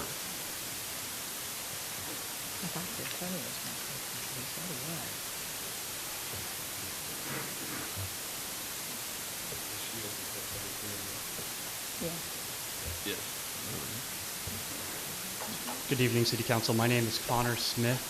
I am from Doré Rothberg Law. We have offices in Fort Worth and in Houston. I represent Yalix Real Estate Brokerage Company that transacted and assisted in the sale of the company. And really just wanted to support and endorse this change from an interim holding to industrial, primary purpose of citing to Texas Local Government Code, Section 43.002, where a pre-annexation property was granted certain rights and vested rights and certain power equipment for industrial purposes. Then post-annexation, that designation seems to have changed. And so now we appreciate that this City Council has taken up the position of taking action to revert that back to a pre-annexation classification of industrial. That is in perfect accordance with Texas Local Government Code Section 43.002. And so just ask that this council approve and reclassify. Thank you. Thank you. Council, do you have questions from Mr. Connor?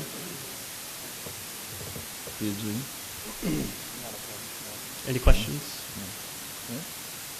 Ms. Carolyn Fowler, thank you, sir. Followed by Ms. Rachel Jacobson.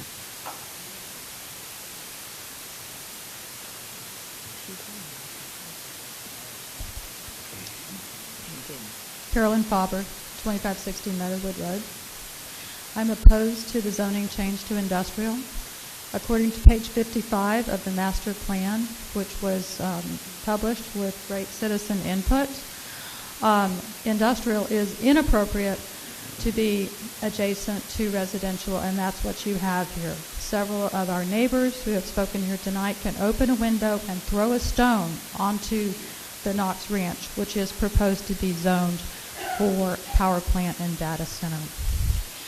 I am opposed to zoning industrial because I suspect that the July 2nd, 2025 letter of support to Mr. Lessig and Mr. Wong pledging, and I will read, 60% property tax abatement on both real and personal property for a period of 10 years is legally enforceable, but only if you pass the zoning. Referring back to that letter, the city is fully committed to working closely with your team to ensure a seamless annexation and permitting process.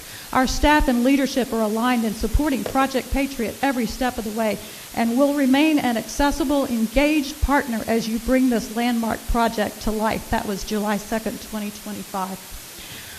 I don't think that they really need a 60% tax abatement because the deed has been registered to Damick Investors LLC. That would be covered as it raised. This is about zoning. Okay. I don't think that the zoning needs to be changed because the deed was registered to them on February 3rd, 2026. The sale date was January 16th, 2026. I have that document here. The deed has not been filed with TCAD, so it is still registered to Ready Land Partners. I'm sure the city... not sure the city knows that the deed is registered to Damick LLC, which is 100% owned by Mr. Hussein Sajwi of Dubai, United Arab Emirates. According to Fox Business, his net worth is $10 to $13 billion, so I don't think he needs that. The Knox Ranch continues to be used for cattle, not industry. Bilateral Energy, which has the permit, does not own the land. And I would like to know how many residences in the city are actually within 200 feet, because most of the residences are in the county, and therefore we did not receive that letter, even though...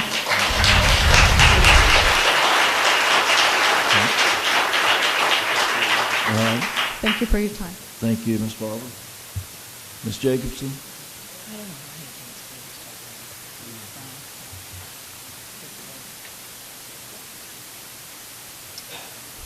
Hi, my name is Rachel Jacobson, and I'm a resident of this community. I'm here tonight because this council is being asked to move forward on zoning of over the 2,000 acres, really close to 2,100, while serious and unresolved transparency issues are still unfolding in real time. We now know that the Public Information Act requests have begun to be fulfilled, but not consistently. Some residents have received documents while others are still waiting. And the information that is beginning to come out after you fought hard to hide it from the public is raising even more concerns about what the city knew and when they knew. I want to be very clear. No one has had sufficient time to review all these records, and records are still outstanding. But the fact that the documents are still being released right now, as you're preparing to vote on zoning for this property, should give every single one of you reason to pause. Because at minimum, it shows that the public does not have the full picture, not even close. And yet you're willing to make a decision that will permanently shape the land in the community. We know that as early as July 2005, the city manager was communicating directly with the developer, expressing full commitment to support Project Patriot and assure annexation and permitting moving forward. Mr. Kaufman, that directly contradicts the information the public was given in January by you and by you, Jeremy. Ms. Jacobson, you need to address me. Oh, but this is to everybody, so thank you. But now we're being told that the state law, specifically Texas Local Code 43002, somehow requires you to move forward with zoning. But that raises a serious question. How can zoning be treated as a foregone conclusion tied to annexation when the public was told that there were no plans at the time of annexation? Yes. Now, if there were no plans, then zoning was not predetermined. And if zoning was predetermined, then the public was not told the truth. And you cannot have it both ways. This is not just a procedural issue. This is about whether the council is making decisions with full transparency and in good faith with the people that you represent. And at this point, moving forward with the vote while the documents are still being released, while residents are still reviewing them, while serious questions remain unanswered, well, that would be reckless. The responsible action is to pause, and in this case deny, since you have no other choice, allow the full records to be disclosed, allow the public time to review them, and allow this process to move forward in the light, not in the shadows, of incomplete information. Anything less than that undermines complete trust, completely, Chris and Jeremy. We do not like lies, and we will call them out. Please, you have to address me. Well, I'll address you. You told me this wasn't even going forward. Okay. You're out of time. You and now. I had a conversation about that. Jacobson. You told me that Ms. this Jacobson. was not going forward. So we did have a conversation. Thank you. Mr. Jeff Stevens.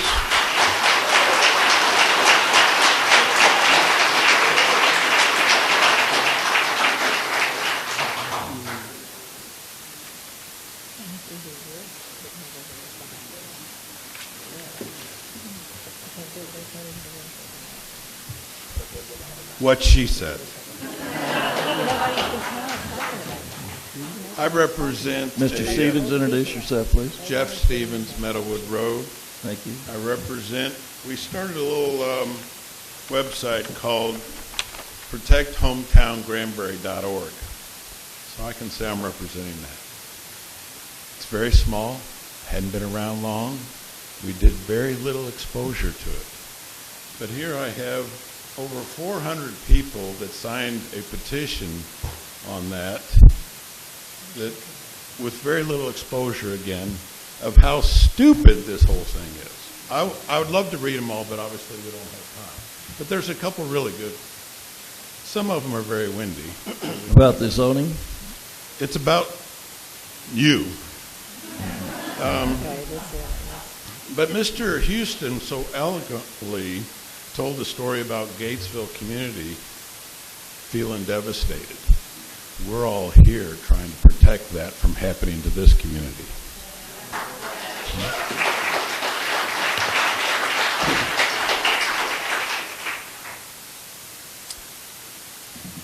Sorry, I need these.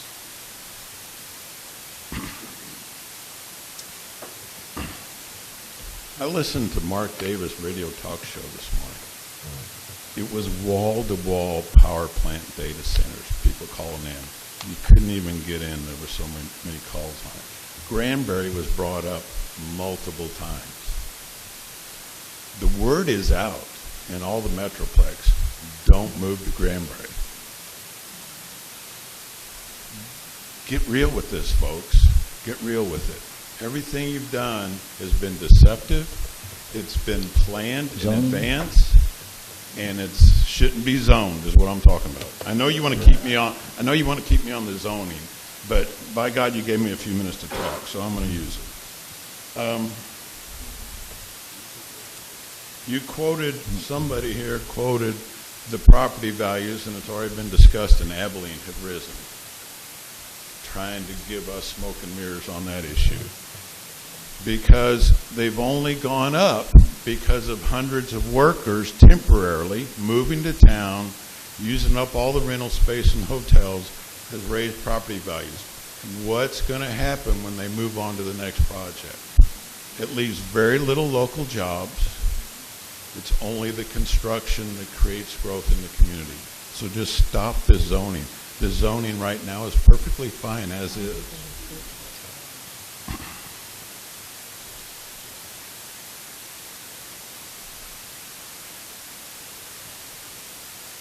I as respectfully as I can say it, I just can't say this very respectfully, but this whole thing is idiotic.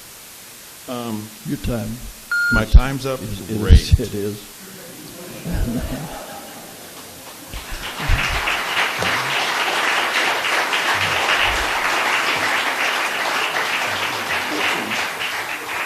Thank you, Mr. Stevens.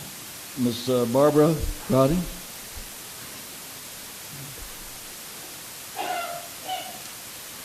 And following her will be Mr. T.J. Rigo. Hey, back again, representing the greater Fort Worth Sierra Club. And we want to express our adamant opposition to the rezoning of the Knox Ranch property at 2801 West Highway 377 to industrial uses, and also to the power generating plant to be located at 1225 Meadowwood Road. Building a gas-fired power plant and rezoning Knox Ranch to industrial, most likely for a data center, will not only cause more air pollution in Hood County, but will also destroy over 2,000 acres of habitat for both domestic and wild animals and native prairie. In addition, of course, as we all know now, data centers cause a lot of noise, use millions of gallons of potable water per month, and also can cause thermal heating of the land, known as the heat island effect. With the sheer number of data centers and industrial plants proposed in this area, we are deeply concerned about the strain on water supply and the stability of our power grid. Allowing heavy industrial zoning for data centers brings always-on, low-frequency noise from cooling fans and backup generators that can travel for miles. This is a health risk that causes sleep deprivation and stress for families and vulnerable seniors in the nearby facilities. We're also worried about the transparency and that the local community in and around Granbury has not been properly notified. With all the data centers and gas-fired power plants slated for this area, we need to slow down. We suggest forming a 391 commission with the county so you can work together on actual impact studies. So, in summary, the Sierra Club demands the Zoning Commission and the City Council vote against rezoning and to request Bilateral Energy to withdraw their air quality application from TCEQ. This land should remain agricultural at best and low-impact residential at worst. Thank you. Thank you, Ms. Roberts. Mr. Ruggiero. Following him is Ms. Sonia Bird.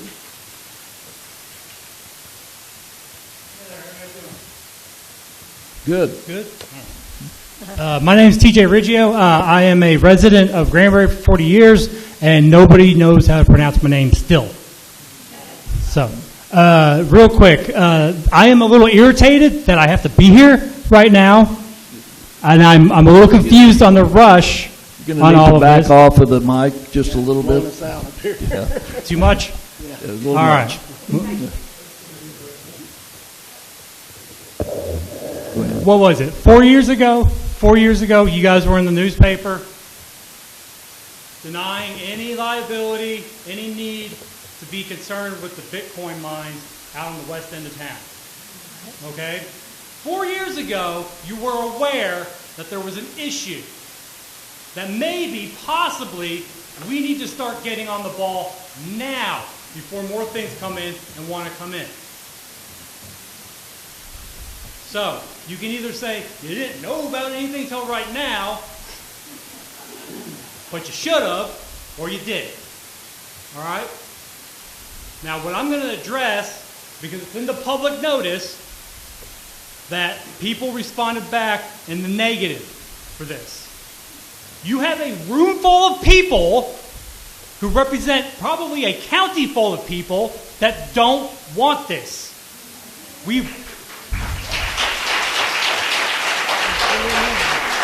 Repeatedly, before it even came to you, there's a commissioners court meeting that's blown up. Acton Municipal Utility District had their freaking meetings blown up. And then we shouldn't be here. This should have been shut down before it got to this point.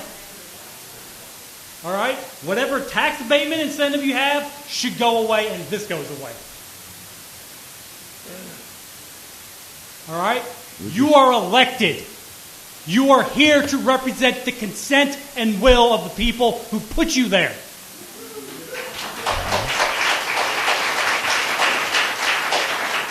And if your hands are tied, fine, your hands are tied. Grow a backbone, at least spit in the face of this while it's going down. Do something. Represent. Stand up. Because you're not doing it right now. All right? I don't want to hear whatever excuse you. I don't want to hear about tax. Whoever said something about, well, we don't want to put the burden on the taxpayers for the homeowners and all that, that's garbage. Okay? Do we have a tax revenue problem that I'm aware of? No, we're doing fine. Okay? This would help. The zoning piece, please. Are you against it or for it? I'm done. I cede my time to whoever wants to go next. Okay. Ms. Sonia Bird, please.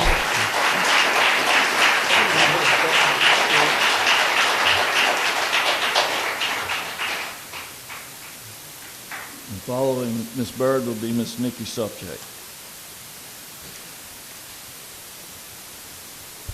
I don't know how to follow that. That was wonderful.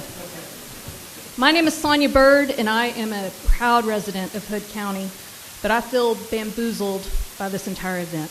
I would like to actually see more yays and nays, because I put your email on Facebook last night, and a lot of people commented that they did send emails against this.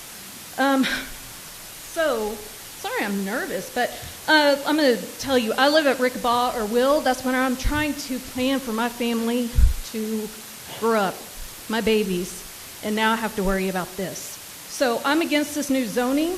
You have regular citizens attempting to make sense of permits, zoning, and open records due to your lack of transparency. Why are other communities saying no, or at least pause, yet it appears that we are begging them to come with zoning changes, with tax abatement, and backroom deals? I'm not going to read the letter again, but it's been noted that y'all were wanting to work closely with your team of the business. This is your team. These people, your neighbors, your taxpayers, the people who love this town and these neighborhoods are saying no to the zoning change. What are you doing when you don't know the impact they'll have on the people and the land? As we've already noticed, we don't have a solid ordinance. The criteria for the future land use plan amendment as listed on the agenda says, does this proposed use present a significant benefit to public health, safety, and welfare of this community? It also has another question restating the exact same thing. I emailed 14 city emails yesterday asking why this was not addressed, and I received one confirmation from Mr. Kaufman where he wrote received. When these questions are answered properly, there is no evidence in support of an amendment. I fear for my family's and animals' health, for the unknown damage to the environment. If you feel like your hands are tied with laws in the unknown, stand up, just like that gentleman said, loudly, and ask for lawmakers' help, making it known you stand with the residents, begging you for support and against this zoning. Guys, we spent time touring a facility worried about a quorum and if you had enough PPE. These people in this room are worried about the same thing for their families. As for the proposed business, I want more information. I wish I had more information for you, but it looks like there may be a lack of a good neighbor, seeing how they won't respond to any of our communications. You said there will be restrictions and ordinance for the zoning. However, will you just receive money and fines, only $2,000 per offense, for your lives that won't be impacted? The 2025 comprehensive plan had community input. We are giving you the input now that it's being changed. I asked this project not entirely rejected. Would you please delay it until you have more information? Granbury is known as where Texas history lives and the best historic small town in America. Please, let's be on the right side of history. Thank you.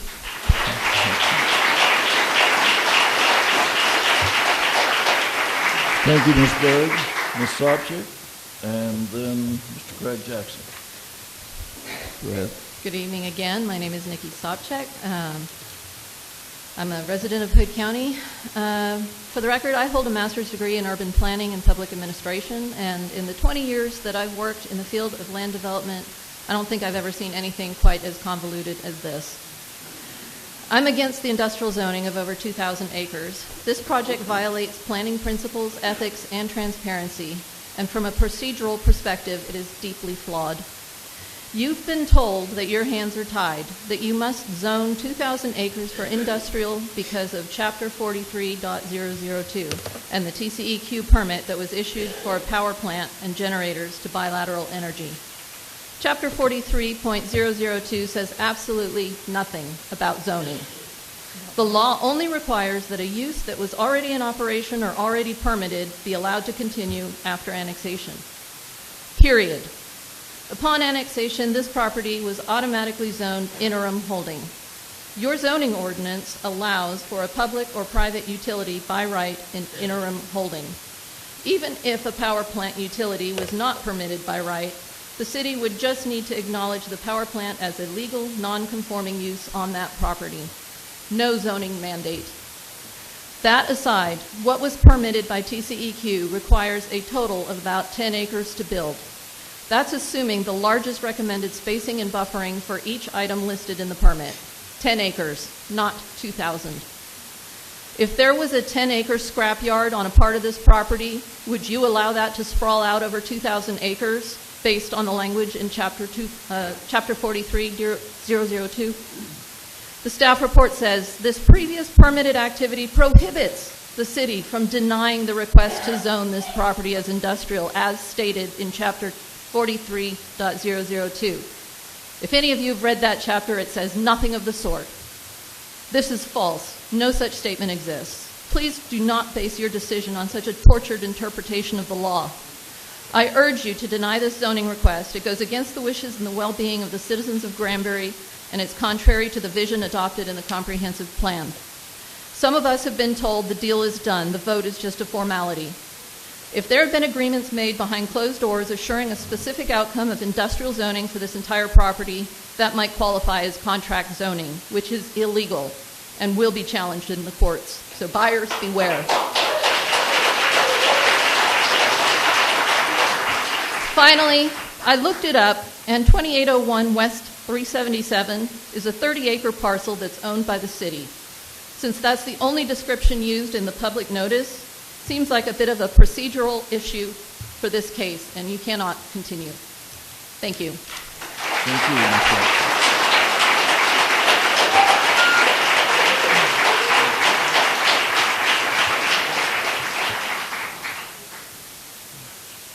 I appreciate you commenting on 43.02, and I encourage everyone to grab that and read it. Craig Jackson, and then Mr. Matt Long. So I got to admit, I threw out half of what I wrote. My address is 300 feet, 1 football field away from the property boundary of Knox Ranch. We could probably have the Dallas Cowboys play there and they'd still lose, but either way, we could have a football game where end zone to end zone would be my property line to theirs. My wife sent me 2 videos. My daughters playing at the front yard. My 8-year-old and 5-year-old go to Bronner. That's less than a mile and a half from this property that we're talking about. So if we're talking about, not data centers, but let's just talk about the power plant. Let's talk about aqueous ammonia, what a breakout of that would do. Aqueous ammonia, if it combines with the moisture in our air, it becomes a rolling fog. One wrong way, it goes to Bronner. Another wrong way, it goes to the high school. Another wrong way, it goes to the medical center, which is less than a mile and a half. And we want to set a rezoning of an industrial area plat less than 300 feet from a residence. We already have witness of what happened with a marathon. Let's not repeat that. Because honestly, looking at this is spot zoning. Under the Texas Supreme Court's ruling in Mayhew versus Town of Sunnyvale, zoning must be substantially related to the public welfare. Is rezoning heavy industrial 300 feet away from a residence? The Briarwood community, which, by the way, thank you for the annexation. We are now a county island. I am fully surrounded by city property, yet I don't get to vote for any of them. Currently, Knox Ranch being designated as low density and residential interim holding, I believe this may be a case of illegal spot zoning. We're granting a special privilege to a single developer, Alexander Van Heiser, which, by the way, they do not own the property. It's totally inconsistent with the surrounding use of the city's comprehensive plan and a violation of the Equal Protection Clause under the Texas Constitution. Why does one developer get to bypass interim holding protections that every other landowner in this room must follow? Finally, let's address the massive security implications. So we already know it's under new owners, a new foreign-based developer. I'm pretty sure under the Lone Star Infrastructure and Protection Act, SB 2116, for anybody that wants to Google that, Texas has strict prohibitions against foreign entities gaining access to or control over critical infrastructure, which includes the electrical grid and the power generation facilities, or a data center if you put it on there. I just want to warn you, bypassing the proper ownership disclosures on the application, not just violating local zoning law, potentially violating state security protocols. Thank you. Thank you.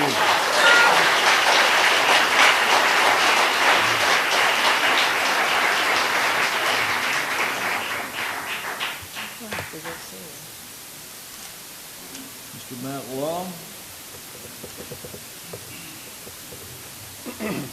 followed by Mr. Andrew Walter.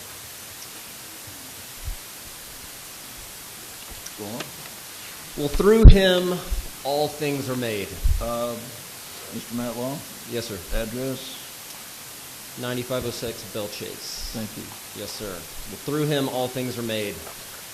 Through who, I wonder?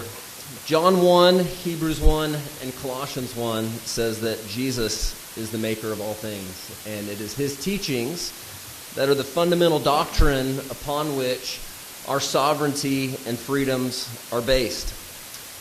Now, I'd consider us a Christian city inside a Christian county. We prayed to Jesus to start this meeting, and I believe pursuing an industrial zoning on this property would be actively, not passively, but actively constructing our future enslavement. We come here and we say, thank you, Jesus, for this freedom, and then we say, actually, we'd actually prefer slavery. If according to the Bible, the truth sets you free, what does hiding it do? Does it send you in the opposite direction? Does it send you back towards slavery? Because I think about how truth and information are commonly hidden in relation to these data center developments. And that doesn't sound Christian at all to me. In fact, that sounds the opposite of Christian. And so I would say as Christians, do we think that trading 2,100 acres of natural beauty for godless technological complexes is moving us closer to the creation or further away? And do we think that entering in negotiations with Google, Meta, and Amazon are closer to making a covenant with God or making a deal with the devil? And do we think that creating a digital infrastructure large enough to track and control our every movement and every purchase, does that sound more like Genesis or does it sound more like Revelation? All three of those questions have obvious answers, and because they're so obvious, it doesn't matter to me if you can make these things silent. It doesn't matter if you can make them invisible. We don't want data centers here.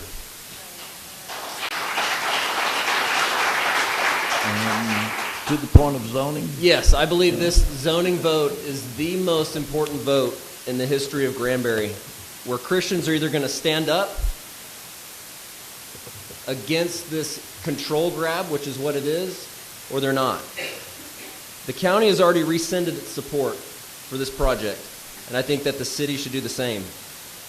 I think that the city should zone this property residential to make way for all the people that hear about the Christian town of Granbury that says we don't do data centers. Thank you.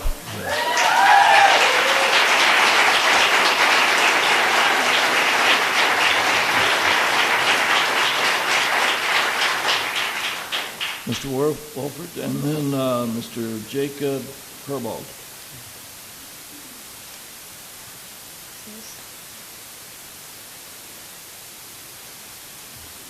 So, Andrew Wolford. I'm a citizen of Granbury, live in Harbor Lakes, been here 3 years. Also hold a Doctor of Science from MIT. I've worked 40 years assessing the accident risk of industrial facilities around the world. My position here is to share some of that experience with you. And I'll refer back to Ms. Hopkins' comment about this is not about a particular project, it's about planning ahead. So in terms of advice for planning ahead, it's important we understand that when we talk about data centers, there's a lot of components within them. They've been mentioned, but we keep talking about them lumped together. The data center and its associated support facilities, the power plant, the backup power generation, and the backup energy storage devices, or BESS. So I like numbers, and I want to share some numbers with you. Hyperscale data centers, and I can't verify this, I tried to, it's a number on the internet, but essentially they're saying it's about 20,000 tons of steel to build a hyperscale data center. Even if that number was, and I'm talking a little bit also about the change in zoning here, but I'd like to get this into the record. So a refinery has about 5,000 tons of steel, 150,000 barrels a day refining for comparison. Thinking about the number of natural gas power plants in the U.S., 1,800. 35 are in Texas, greater than a gigawatt.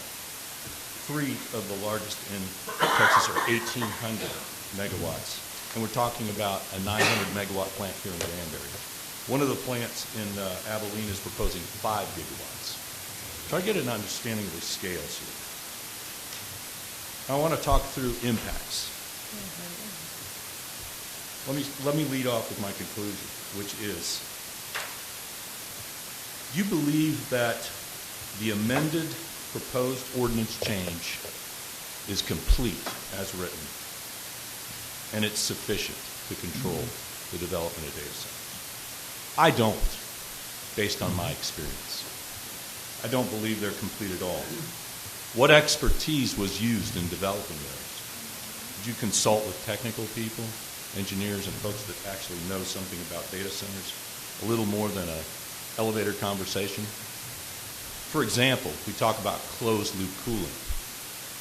Anybody on this panel could explain that to me, what closed-loop cooling is? I'll be happy to meet you outside when we get through. I can. Good. I'd like you to do that. Good. We need to look at the use of water, highly critical.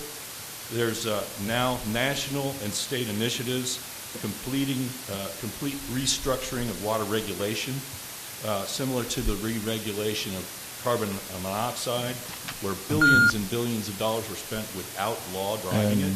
We've got your time. Well, if anybody would like to give their time to me, I can complete this.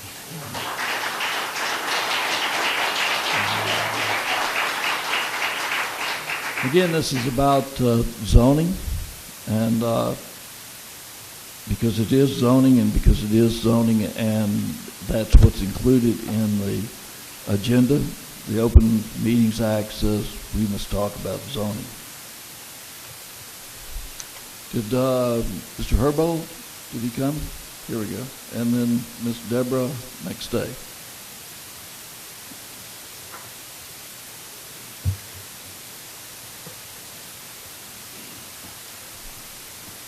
Jacob Herbold, Meadowwood Road. I submitted a petition of 25 signatures from residents near Knox Ranch with my form. I didn't have a lot of time to gather signatures, but I will say of the 25 signatures, it was unanimous. I talked to 25 people near Knox Ranch. All 25 said, sign me up. I do not want to live next to a power plant. We do not want to live next to a data center complex. So there's that. The notice sign you had on Biloxi Highway had QR codes. I'm not sure if you're aware. Those QR codes led to nothing. There was an error. There was no information available. So one of my concerns about rezoning right now is just that people have not had adequate notice.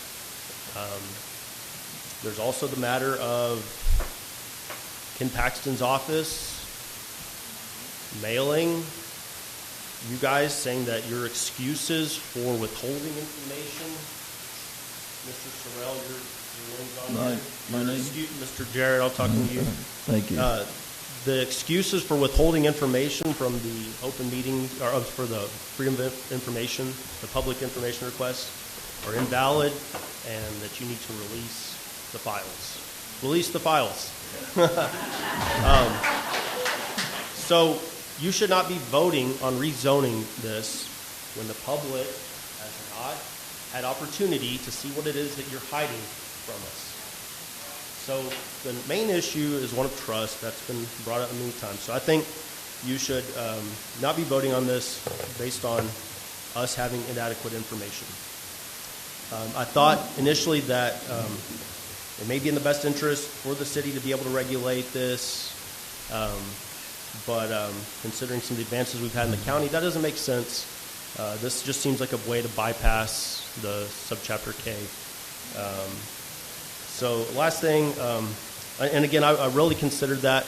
It was until Mr. Kaufman doubling down on his misleading statements, pretending to be transparent, and then not taking my calls. Mayor Jarrett, I tried talking to you about it. You hung up on me. I don't appreciate that. I don't appreciate the lack of transparency, and so you shouldn't rezone this. Yes. Thank you. And I'll yield any time left for the previous one.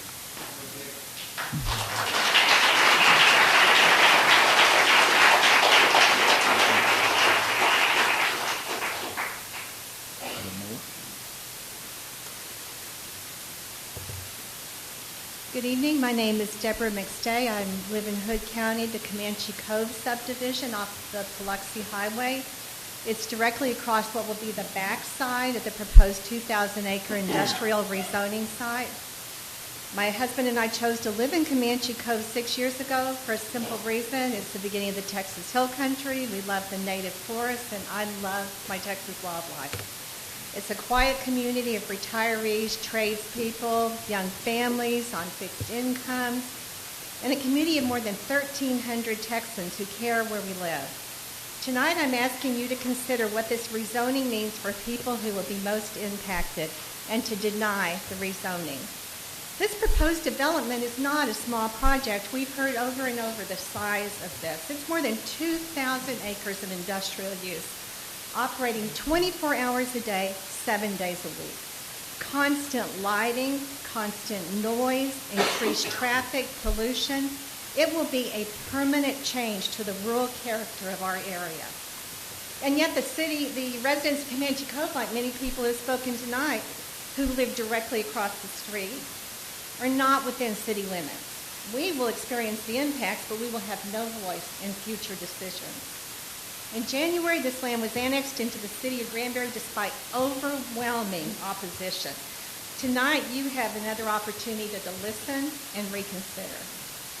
We're open to growth. I think we've heard that over and over, but this is not growth. The original Knox Ranch subdivision proposed for this site had family homes with parks and recreation. This is the type of growth that fits the character of Granbury. But a 2,000-acre industrial data center and power plant is fundamentally different. It changes everything permanently, and it does not improve Granbury. I think everyone's looking at this area just like land on a map. But Texans moved here for a rural lifestyle. The people who lived here moved for the promise of a quiet family community. You're breaking that promise by making this choice. Once this area is rezoned, there is no going back. There is no going back. I believe it's your responsibility to protect our community and vote no on this rezoning. Thank you for your time, and I want to thank all the community in Granbury for rallying together and supporting our hometown. Thank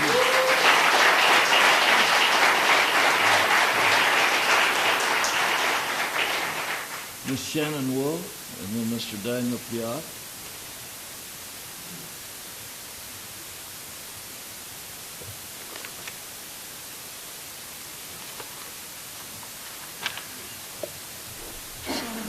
I live in the Canyon Creek area.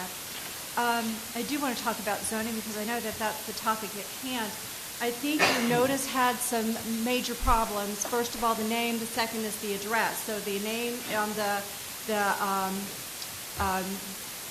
the annexation information is wrong. It is not the person who is listed. It is actually someone who lives in Dubai.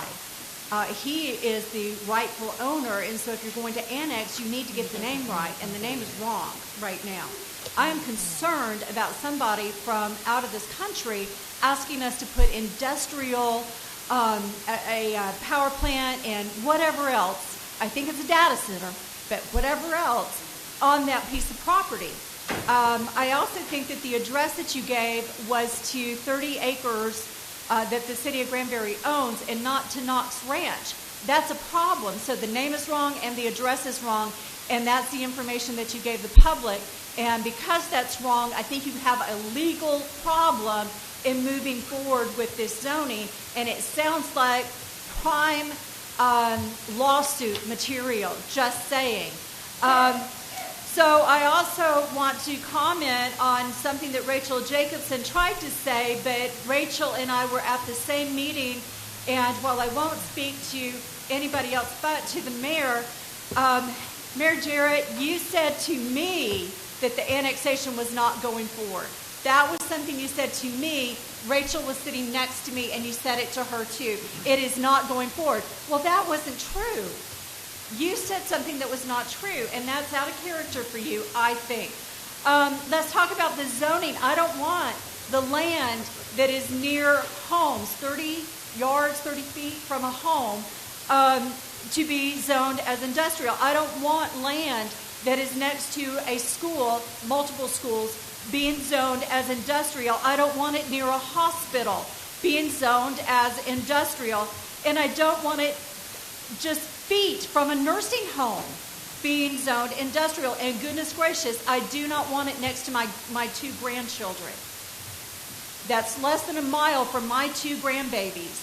I do not want it zoned as industrial, and I'm hoping that you will see the wisdom in not giving this person from Dubai a power plant and a data center, and I don't want a Muslim influence inside Granbury. It is a Christian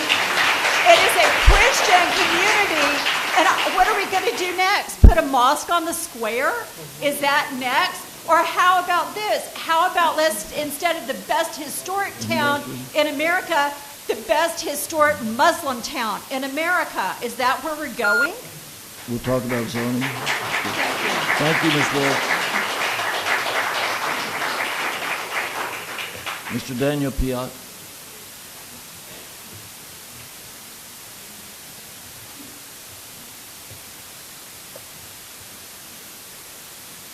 Good evening. My name is Daniel Piat. Live at 406 East Bridge Street here in Granbury, just down the street.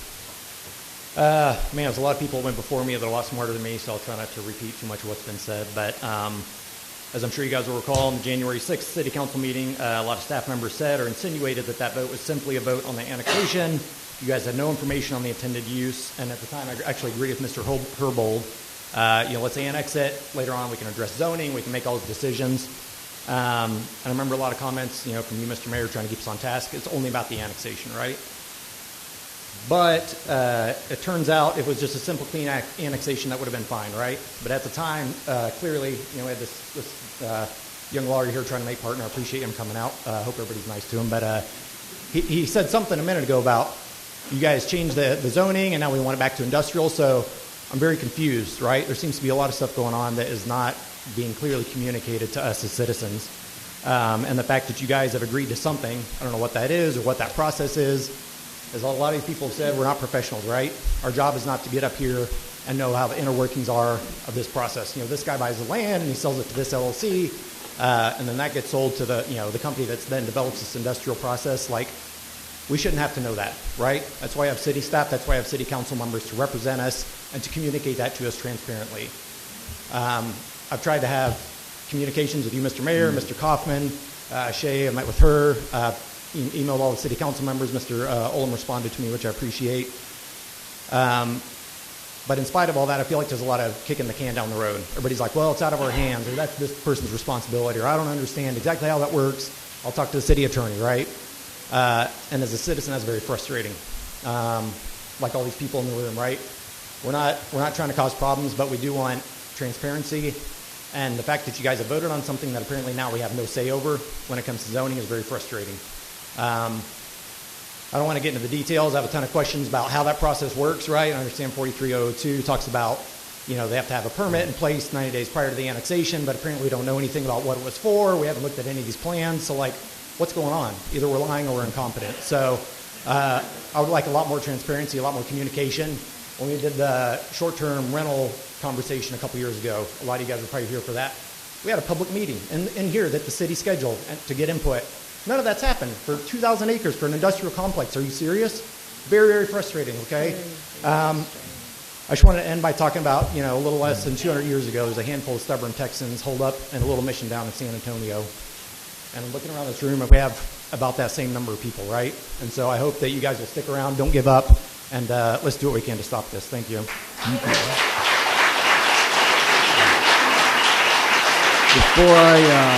Before I go to Ms. Samuelson, I do want to comment that just 2 weeks ago, city manager had an open meeting where we could sit and talk back and forth. Tuesday. It was yes. It was scheduled. Everyone, I guess, couldn't make it, but you would think more than 11 people could. They didn't. So Ms. Samuelson. Ms. Samuelson?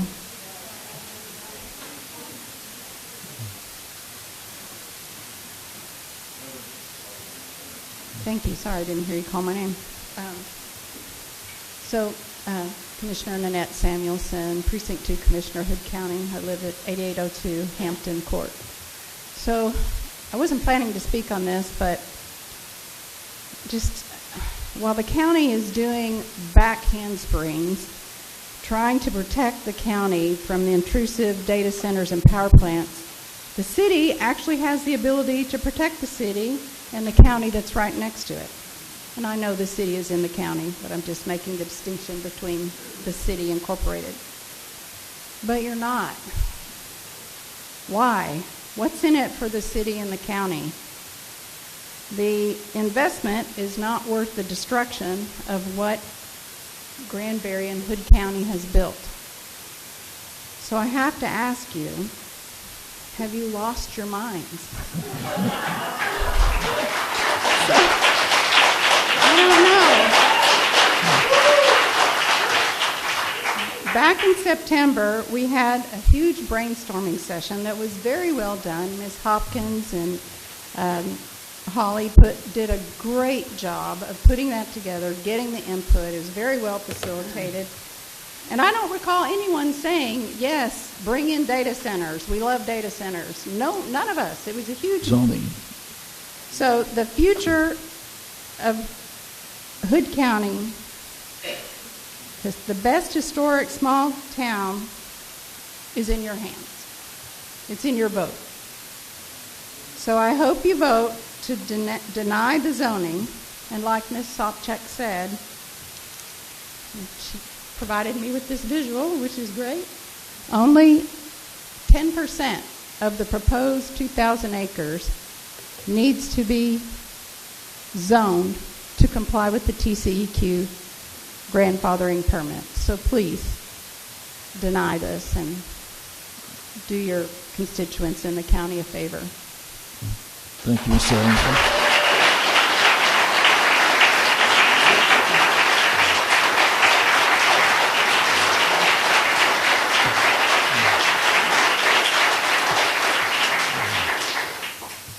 Well, I have to say I did ask that you be candid. That's everyone that I have? No? Then please come up and speak. I could have lost it in here.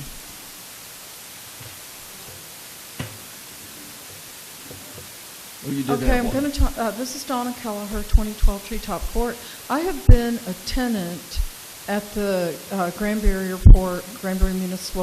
Municipal Airport for 20 years. In fact, when my husband became an employee of the hospital, we agreed to move to Granbury if I could have a hangar. So we did it. Now, I'm going to read to you an FAA regulation, 91.119, minimum safe altitudes, general. And also, I'd like to request that map that you had showing the 2,000 acres. I'd like it on the screen, please. Except when necessary for takeoff or landing, no person may operate an aircraft below the following altitudes. So, over congested areas, over any congested area of a city, town, or settlement, or over any open-air assembly of persons, an altitude of 1,000 feet above the highest obstacle within a horizontal radius of 2,000 feet of the aircraft. Okay, so where is this 2,000 acres? You are fixing to cannibalize your airport. Now, next thing is, the FAA paid a lot of money to build that new runway. You had a runway, but it was kind of not in a great spot relative to the hospital. So the new runway was lengthened, you can land jets there, and you have what are called instrument approaches, okay? So the sequence on an instrument approach is, you go to the initial approach fix, and in this case it's 5.7 miles out.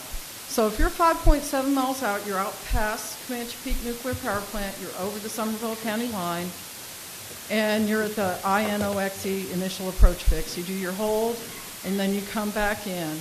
And you have to leave the fix to get to RIKDE intersection, which is the final approach fix, and you have to be at 2,600 feet.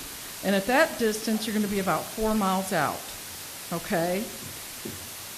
Then you're going to descend down to about 1,540 feet. Now the field elevation is, I think, 780.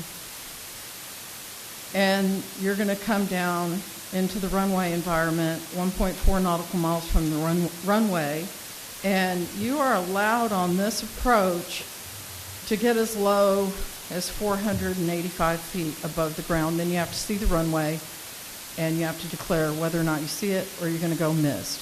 And then you're going to climb back out and go back to the initial approach fix and hold. So all of that 2,000 acres is over this critical phase of flight operations area. You're either going to be taking off or you're going to be landing, because it's runway 1 to the north and 19er to the south.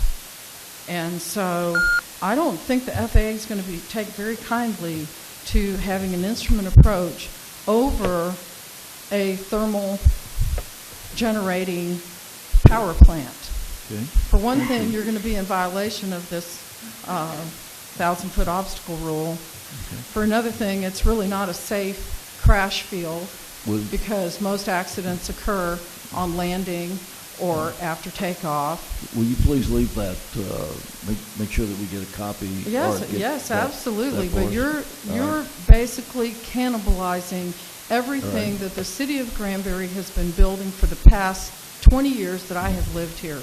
A historic downtown, a lake, and that is not to mention that Rough Creek time is up. And Lambert Branch end up in Lake Granbury. Don't make me do this. Thank you. All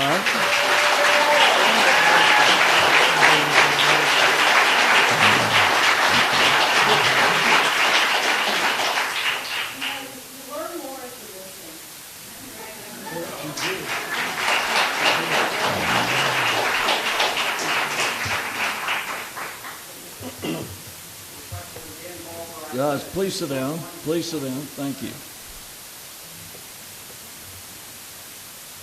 Okay. That's all that I have. Council, you have another question?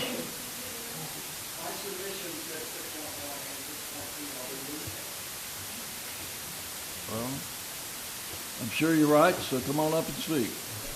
It's, what do we have here? 50, 60? I don't know. Mr. Stevens, right? Dan Fowler? Oh.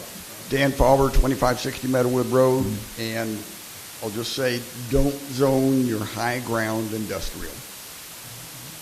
The reunion grounds will see it, the high school will see it, the historic parade start will see it, the hospital will see it, the top of the Dulce Vita condominium, the brand new one, will have a lake view on one side and a data center view on the other side. Don't zone your high ground industrial. Thank you. Thank you.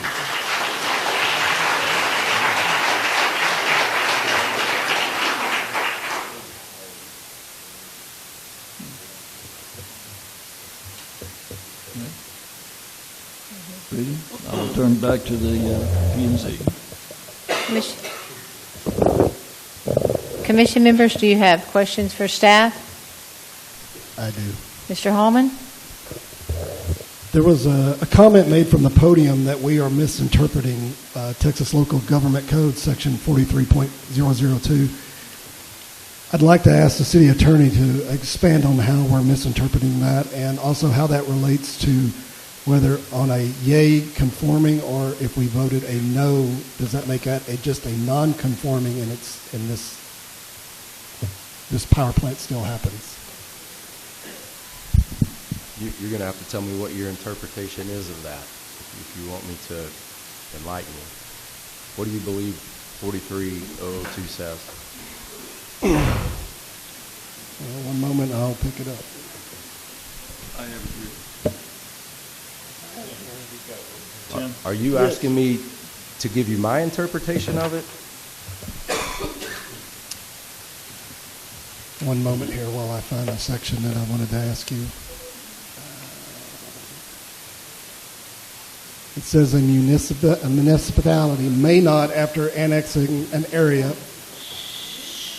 Please. prohibit a person from continuing the use of the land in that area in the manner in which the land was being used and on the date of the annexation proceedings were instituted if the use was legal at that time. I'll skip number 2. It says, beginning to use land in the area in the manner that was planned for the land before the 90th day before the effective date of the annexation. If one or more licenses, certificates, permits, approvals, or other forms of authorization by a government entity were required by law by the planned use. So just a synopsis of that is, so Bilateral Energy has a TCEQ permit issued by the state of Texas, which is one of the government entities it references here. So from my reading of that, it says a municipality may not, after annexing an area, prohibit a person from continuing to use that land or to build this particular power plant. So am I interpreting that correctly? Because someone said we are interpreting it wrong. Yeah, no, that's a correct interpretation. So the language doesn't say landowner anywhere in there. It's a person who has a permit. The vesting right goes to a project, not to the land. So when TCEQ issued the permit to Bilateral, whoever it was, it exceeded the 90 days prior to the annexation. I don't know who was not aware of it. I can tell you I was not aware of there being an existing vested application. However, there was. So the property was annexed in its entirety, a single plat, and so we don't multi-zone a single property. So we have this property that was annexed. we have a project that's vested. And so we look at the comprehensive land use map and we say, well, that doesn't really match up to what they're vested with, doesn't match up. So we have one of two options. We either amend the comp plan and say, okay, there's an industrial use that's already been approved for this land, not zoning, an industrial use. There's a plethora of misinformation out there and allegations about things being made that are really quite crass and disrespectful, especially from some of our elected officials. Okay, there was a use that is vested for that property. You can either amend the comp plan to match that use now and rezone that property, or not rezone, but zone that to an industrial use, or you cannot, and it is a legal nonconformity that you will have no control over, as if it were still in the county. Just as the county, regardless of their beliefs in subchapter K, they have no control over what would be built there, and you would lose whatever becomes the further development of that. And again, I keep hearing data center, data center, data center. I personally have yet to see a single application for a data center. This is a rezoning and a... Bring it to us. Show us. Bring it to me. Show us. Show me an application on file with the city of Granbury for a data center. It doesn't exist. It doesn't exist. All right. Thank you. So the state of Texas, not the city of Granbury, issued a permit that vested a use right in that property. Your choices are, you can either amend the comp plan to align with that vested right and zone the property industrial so that we can have some controls over further development based on the ordinances that you approved earlier, or you can vote to not approve the comp amendment and not zone this to industrial, and we live with whatever they put there, and we have no controls. Those are your choices. Thank you. Thank you. You have other comments, questions? Just one other. Yeah. Regarding the address, does anyone know, is that the correct address? Can we address that? Cody, do you know anything about the address? That was the original address that was given when the annexation was pushed forward. And I was not in this position at that time, so I do not know where that address came from for that annexation and request for annexation. I don't know where it is or not. Okay. Was the zoning request, does it include an address? The zoning request, they put the same address at 2801. Okay. That was what they gave us. Thank you. The zoning request. What about the meets and bounds? Okay. Did that answer your question, Commissioner? So is it correct in saying that only 10 acres needs to be zoned for the power plant for the TCEQ permit? But what you're saying, Mr. Sorelli, is that the city doesn't just zone 10 of the 2,000? Well, there's not an application for a replat to take 10 acres out of this plat. So whatever you zone it, it's to the entire property. Please.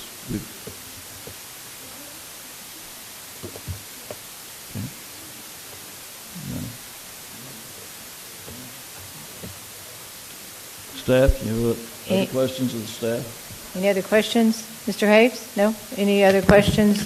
I've got some questions and some comments. Okay. So typically, the council or the planning and zoning, we see an application to change zoning with, and it's usually followed with an application for the project on that property. Is the hurry on this because we want to control what happens in case there is a data center? Because I don't understand because it's hard to pull back the industrial zoning part. They have a lot of latitude. They can do a lot of things that neighborhoods may not agree with. And if the hurry is we've got to do it because of this data center, then let's talk about that part. But if the hurry is if there's no hurry, we wait until there's a project in place to change the zoning at that point. I mean, I've seen that happen over and over and over, and a lot of real estate deals are contingent on these properties being, or these projects being approved by the city, the zoning changes, and then the project before the sale will go through. So I guess my question is, what is the hurry on this part? The first thing we voted on was simply... Just get closer to your microphone, please. The first thing we voted on was simply defining what data centers are and putting some parameters around that development. This seems to be a large scope project for 2,000 acres that seems colossal in the middle of our population.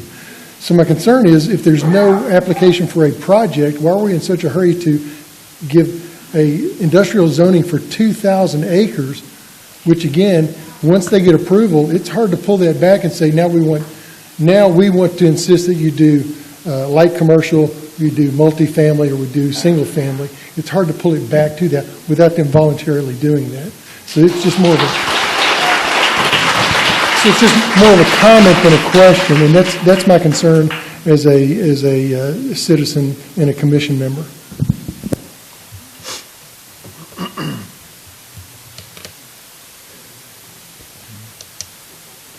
Cody, I believe when this came up, I can't remember if I talked to you or Jeremy, procedural-wise, your slides today say reject, approve are the only two options. I thought there was, that tabling was maybe an option.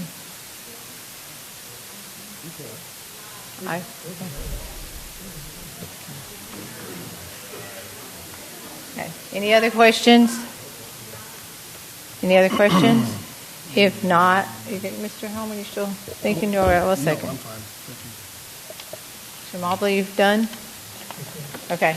Then I'm going to close the public hearing for the P&Z, for the planning and zoning portion, and entertain, there's two separate votes on this 3.2 item agenda. One of them, the first one is for the comprehensive plan amendment. Do I have a motion on the request?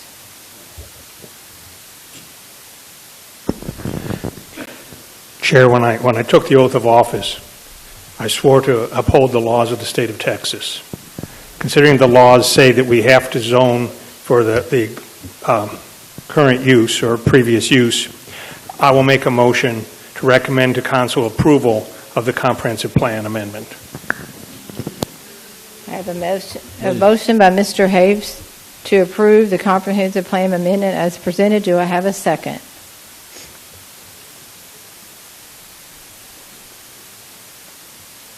Do I have a second? If not, the motion to approve the comprehensive plan amendment as presented is dies for lack of a second. Do I have?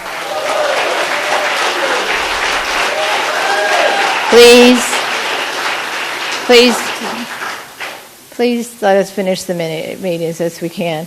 Do I have another motion then to deny? Deny the request for the comprehensive plan amendment. If we can't approve it, then the reverse would be would deny it. So those are your options. Or you can table it, but you need to give some reasons on why you want to table it, please. We as commission has to do something, and I as commission chair cannot make motions per se. So someone commission members is either going to have to make a motion to deny, since the motion to approve failed for a second. You either have to make a motion to deny, or you have to make a motion to table. Is that correct, Mr. Shirley? Thank you.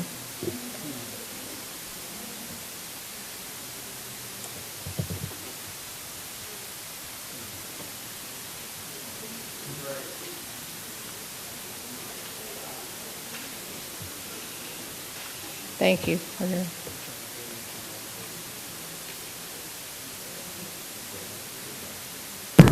I can tell you a few things on procedural.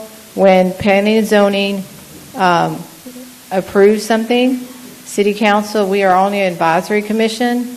We are not elected or paid, and we are volunteers, unlike the people behind us, but that's their, congratulations to them. I'm glad I'm not them tonight. But there's three things that can happen. One of them is when we approve something, City Council can still deny it. When we deny something, City Council has to have a supermajority to overrule P&Z. When we table something, it literally just doesn't even go on to them tonight. So I hope I'm just going to explain that to the commission members. But we can't leave it with nothing. Is that correct? Okay. So. Okay. I'll make a motion for denial then.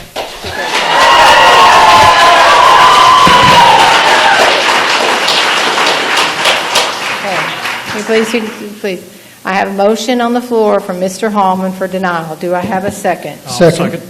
Okay. Hey, I can't even hear. Who made the second, gentlemen? Mr. Moore. Okay, a second by Mr. Moore. And by raising your hands for the motion for denial, would you raise your hands if you are for the denial, please? I have 4. No, I'm sorry. The second, please. This can end quicker if y'all will just give us a chance to hear. Can you raise your hands again, please, if you're for denial? Okay, so I have 5 for denial, and if you're in 1 for does not support the denial. So the denial of the comprehensive plan amendment fails. I mean, it is voted passes for denial. Now, Cody, my question is, if that is not approved, do we even vote on the zoning? Or Mr. Sorelli, one of the two that answers the question. We still go on the zoning, even though the first one, because the first one has to be amended for the... Okay, so then we move on to the second zoning change.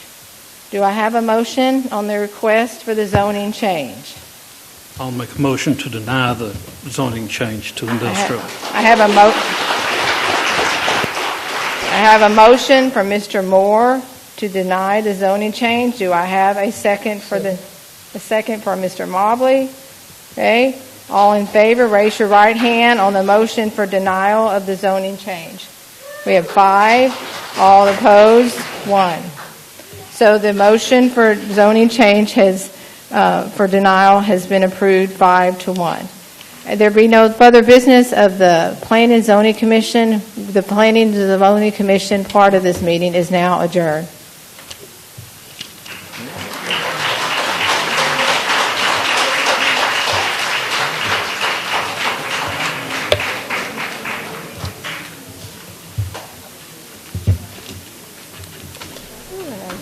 While they are exiting, we will go ahead and close the public hearing portion that we have here for the City Council. Okay.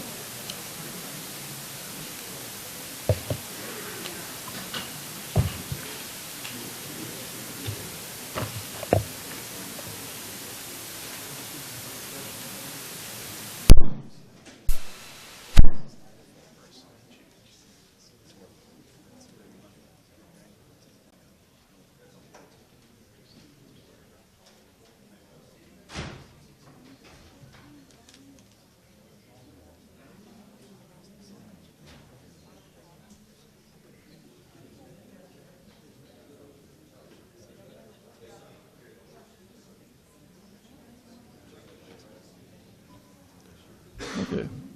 Council?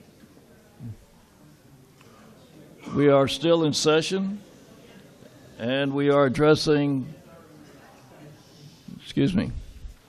we're addressing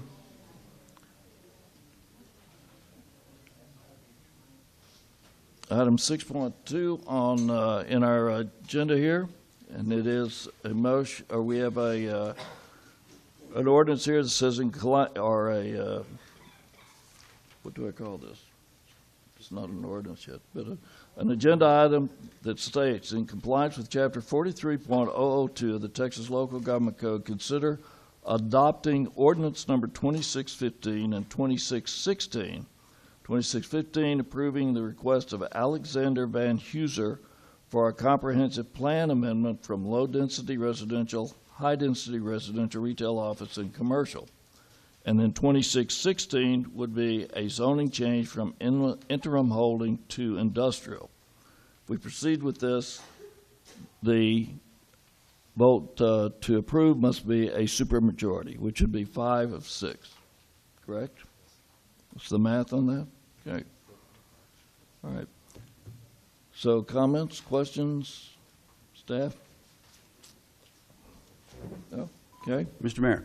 Yes, Mr. Overdeer. Okay, so clarification. If we don't approve this, it stays as it is. And then when they do decide that they want to build, whatever they decide to build, if somebody does decide they want to build something, we have no control to change that or to regulate that or control it beyond what's already on the books. Is that correct? I'm going to ask. So the only way that we can control whatever would be built there is if we pass this. And Skip, when you said beyond what's on the books, explain that. Well, whatever plans we have now are what's going to control whatever they put in there. If there's nothing in their plan now to control them, Is there something planned there, or is it simply a permit? Do we have a plan? There is a permit included in your packet from the state of Texas to Bilateral Energy. And to answer Skip's question is, I'm not worried about y'all. To answer Skip's question,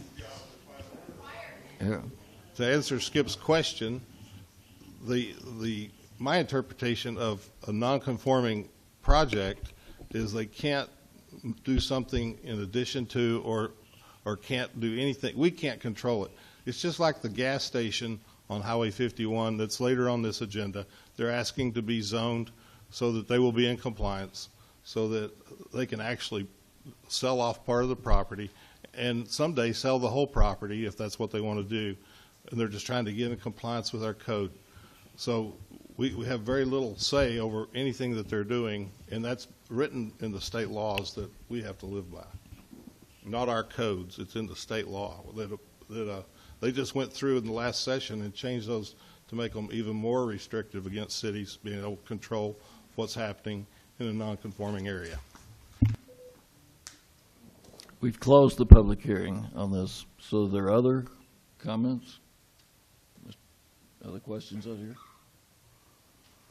So for clarification, we do not approve this. We would have a 2,000 acres of non-conforming opportunity for others that wanted to come in. Is that right? That's interim holding. It'd be non-conforming? It would be non-conforming, is that right?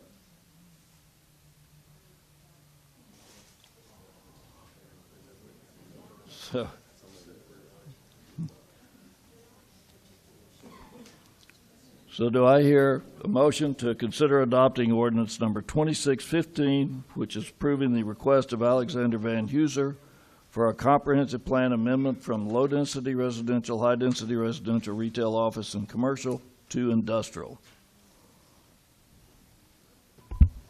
I'll make a motion to approve the comprehensive plan amendment. Mr. Owen makes a motion. Do I hear a second? I'll second it. Mr. Overdeer seconds. All in favor say aye. They have asked for a show of hands. Aye. All opposed say nay. We have one, so it is 2615 will pass to change the comprehensive plan. Beg your pardon?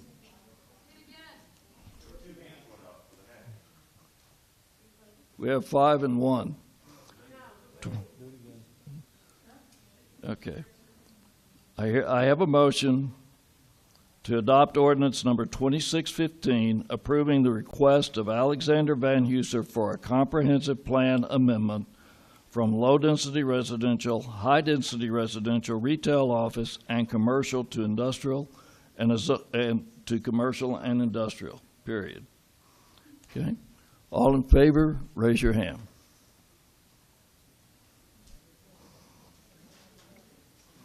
I have 5. All opposed? And we have 1. 2615 will pass 5 and 1. 2616 is to have a zoning change from interim holding to industrial for the same property we just discussed. Do I hear a motion for a zoning change? Mr. Mayor, I'll make a motion that we approve the zoning change. Mr. Hullum makes a motion to approve the zoning change. Do I hear a second? Second. Mr. Oberdire has a second. All in favor, raise your hand. All opposed? It will pass 5 and 1. Okay. So we'll now go to 7.1, which is the, what do you call it? The consent agenda. Anybody need to take a 10-minute bathroom break? 10-minute bathroom break. Okay. We have another 25 items on the agenda.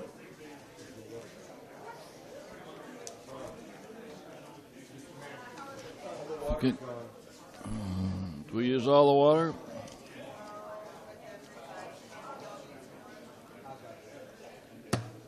We could go ahead and get seated. We're going to gavel this back into session.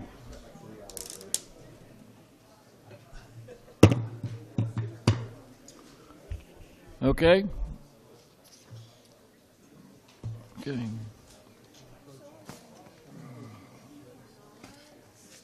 Okay. Okay, I'm going to go ahead and it is 9:24. I'm going to go ahead and call this back, declare that the Granbury City Council has reconvened into open session. There was no session, we just took a break. We are back in open session. You okay? All right. So we're going to now go into the consent agenda. Find my place here.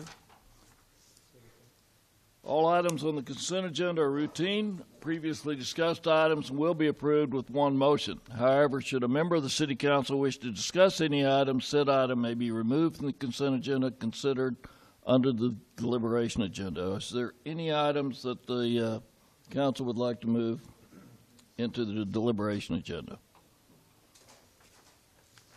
Anything? Okay. Do I hear a motion to pass the consent agenda as it is? So moved. Mr. Modley? Second. Modley? Mr. Oldham? Okay. All in favor say aye. Aye. All opposed say nay. That the consent agenda will pass. Now we'll move to the deliberation agenda. 8.1. This will be a public hearing. We will have staff comments, and then we will open up public hearing. This is to consider adopting ordinance number 2617 and 2618, approving the request of the Bridge Church for a comprehensive plan amendment from low-density residential to retail office and a zoning change from interim holding to light commercial. This property is located at 250 Pirate Drive. Mr. Kaufman. Sounds like deja vu all over again. I wanted to say that. You stole my line from Yogi Berra. Sorry. Thank you. Cody Nolan, our Director of Community Development, will take over, and I will just yield to him on all of these planning items all the way through 8.5. Okay. So just whip and spur, Cody. Yes, sir. So this is addressed at 250 Pirate Drive. It's 14.682 acres, and the current zoning is interim holding. It is not currently platted, and the purpose is to build a new location for the Bridge Church. It is currently low-density residential and a sliver of commercial, and the proposed is retail office. And this would go with the proposed light commercial request. Pretty simple, huh? And these are the considerations that the P&Z would look at for a zoning change. And on February 26, city staff mailed out 33 public notices to all property owners on the municipal tax roll within 200 feet of the subject property. And on February 21st, 2026, notice was also published in the Hood County News as required by state law and the zoning ordinance. As of this writing, 0 letters have been received in favor and 0 letters have been received in opposition. A sign was also placed on the property, and it was also posted on the city website. And staff recommends approval of the comprehensive plan and the zoning change. And at the March 9th, 2026 meeting, the Planning and Zoning Commission recommended approval of the comprehensive plan and the zoning change by a unanimous vote of 7 to none. And the voting options: approve the comprehensive plan amendment, deny the comprehensive plan amendment, and approve the zoning change or deny the zoning change. And that is all I have. Council, questions for staff? Okay, I'm going to go ahead and open a public meeting. Do we have anyone that would like to speak on this matter? If so, just raise your hand, stand up. I see no one coming this way, so I'm going to go ahead and close the public hearing. Council, any comments? No? Okay. Do I hear a motion to adopt ordinance number 2617, approving the request of the Bridge Church for a comprehensive plan amendment from low-density residential to retail office? So moved. Mr. Oberdeer makes a motion. Second. Mr. Corrigan, second. No more discussion. All in favor say aye. Aye. All opposed say nay. That will pass 6-0. I hear no nays. 2618. Do I hear a motion to adopt the ordinance number 2618 for a zoning change from the interim holding to light commercial for the property of the Bridge Church that we just discussed? So moved. Mr. Wadley makes a motion. Second. Mr. Oberdeer, second. All in favor say aye. Aye. That too will pass 6-0. We'll go down to number 8.2. This one too is a public hearing. Consider adopting ordinance number 2619 and 2620, approving the request of Reyes Haqqani to change zoning from interim holding district to light commercial district and a specific use permit for convenience store with gas pumps in light commercial zoning. The property is located at 2000 Weatherford Highway. I have a question for council here. We have 2619 and 2620. What are the two? Where does 2620 start? The specific use permit? Okay, got it. 2619 is the zoning change. Okay, so for clarification, 2619 is to approve the request to change zoning from interim holding district to light commercial, and the 2620 item is to approve a special use permit for convenience store and gas pumps in light commercial zoning. The property is located at 2000 Weatherford Highway. So the way I read this, if 2619 doesn't pass, we don't do 2620? Correct. Okay. All right. Let Cody talk. Cody, please. Yes, sir. This is 3 acres located at 2000 Weatherford Highway. It's on the hard corner there at the Loop and Weatherford Highway. It is platted as Lot 1, Block 1, Broadway acres. And the purpose for this is to bring the developed property into conformance with the current zoning regulations and the SUP. This property was already established well before it was annexed into the city and has been operating in a legal non-conforming manner. They are looking at marketability and possible future expansion of the back side of the property. And in order to do that, they would have to bring it up to zoning conformance. Okay. And the SUP would be to allow for the convenience store with the fuel pumps, which is required in the light commercial zoning district. This is the existing site plan.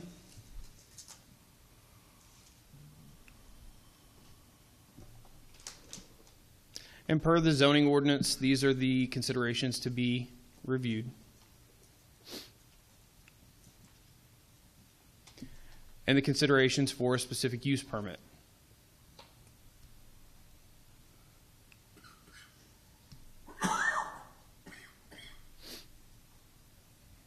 Okay. And these are the conditions that would go with the SUP. The specific use permit is for the use of convenience store with gas pumps as defined and regulated by the zoning ordinance. This site plan is shown as Exhibit B as the governing site plan for the property. All parking, maneuvering, display, and storage must be on an improved hard surface. And this specific use permit is subject to all other city code requirements, permits, periodic inspections, and inspection fees as established in the city's master fee schedule. And this specific use permit is subject to periodic inspections and inspection fee as established in the city's master fee schedule. Any violation of the supplemental land use standards or terms and conditions stipulated in the specific use permit may be deemed in violation of the zoning ordinance, and specific use permit may become null and void, and or the certificate of occupancy may be revoked. On February 26 of 2026, city staff mailed out 5 public notices to all property owners on the municipal tax roll within 200 feet of the subject property. And on February 21st of 2026, notice was also published in the Hood County News as required by state law and the zoning ordinance. As of this writing, we have 0 letters in favor or against, and a sign was also placed in front of the property, and it has been posted on the city's webpage. Staff recommends approval of the zoning change to from interim holding to light commercial, and staff recommends approval of the SUP as presented. On the March 9th, 2026 Planning and Zoning Commission recommended approval of the zoning change and the SUP by a unanimous 7-0 vote. And the voting options: approve the zoning change or deny the zoning change, and then approve the SUP as presented, approve the SUP with additional conditions, or deny the SUP. And that is it for this one. Council have questions? Yes, ma'am. You have questions? You do not. Okay. Okay. Then I'm going to go ahead and open the public hearing. And anyone that would like to speak on this, stand up, step forward.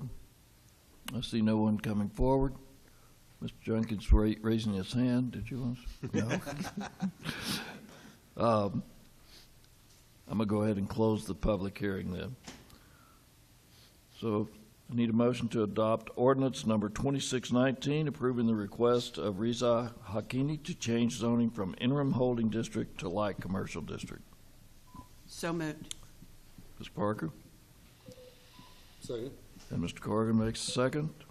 Discussion? Okay. All in favor say aye.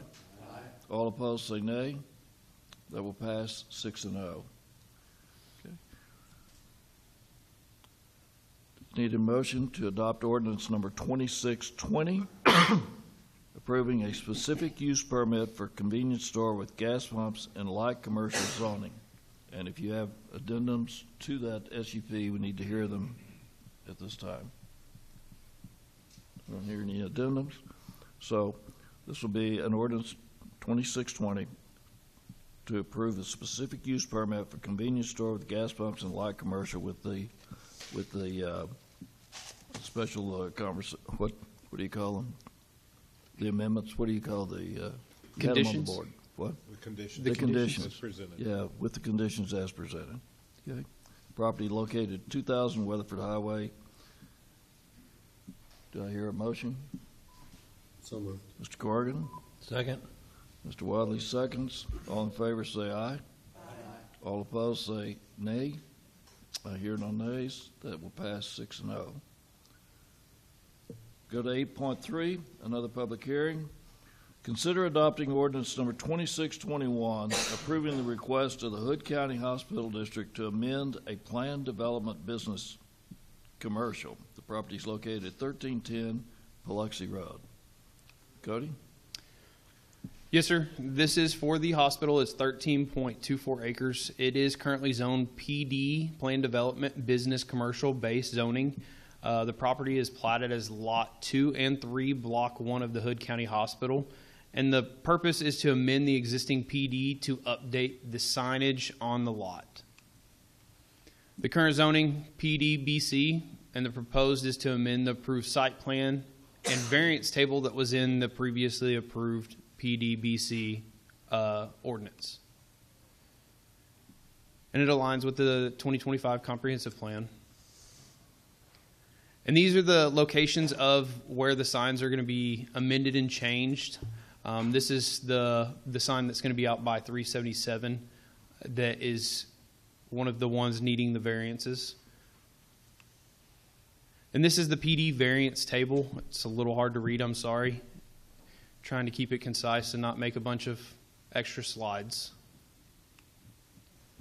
On February 26 of 2026, city staff mailed out 19 public notices to all property owners on the municipal tax roll within 200 feet of the subject property. And on February 21st of 2026, notice was also published in the Hood County News as required by state law and the zoning ordinance. As of this writing, we have 0 letters in favor or against, and a sign was placed in front of the property. It was also posted on the city's webpage. City staff recommends approval of the request of a PD zoning amendment subject to the PD's standards and conditions in the attached ordinance exhibit. And at the March 9th of 2026, Planning and Zoning Commission recommended approval of the PD zoning amendment by a 7-0 vote.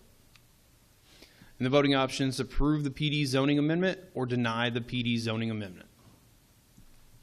That is all I have on this one. Okay. Comments? No. I'm going to go ahead and open a public hearing. Mr. Duncan, I see you here. Did you want to,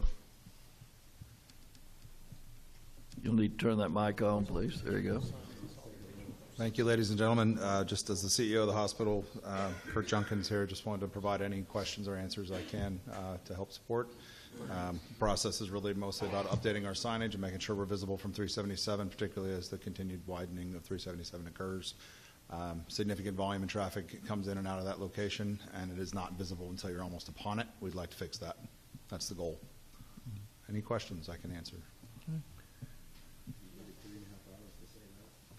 Yeah, I appreciate you hanging in.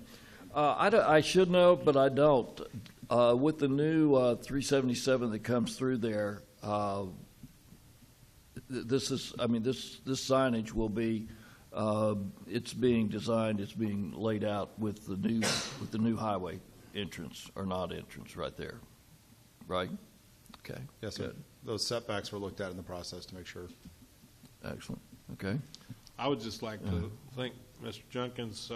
He contacted me about 18 months ago with the desire to do something, and this is the path that he had to go down to get here. So being in a planned development like you're in is very difficult to weave through this. So hats off to you and your team for the tenacity to get this accomplished and get it laid out like it is that's required. It's crazy, but that's the way it is, or we'd have crazy signs everywhere. So All right. Thank you. Thank you for your patience. Thank you, sir. Others would like to speak? Anyone? Okay. I see no one. Excuse me. I see no one else, so we will close that public hearing. Do I hear a motion to adopt ordinance number 2621 approving the request of the Hood County Hospital District to amend a planned development business commercial? So moved. And second. Who made the motion? Mr. Overdeer made the motion. Mr. Oldham second. No comments. All in favor say aye. Aye. All opposed say no. Nay. I hear no nays. Thank you. That motion is approved 6-0. Thank you. We're going to go to 8.4.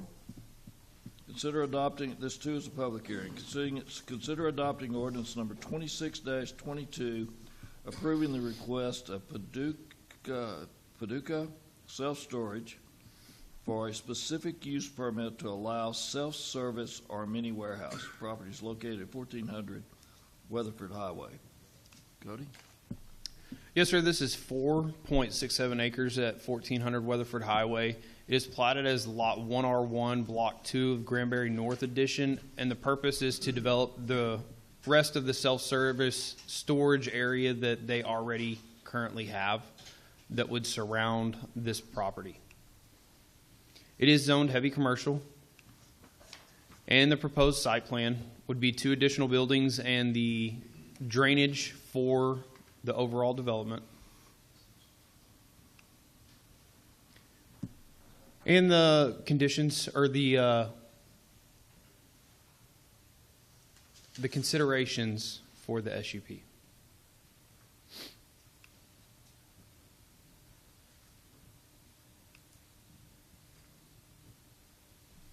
And these are the conditions. Number 2, a replat of the property is required prior to the issuance of any building permit.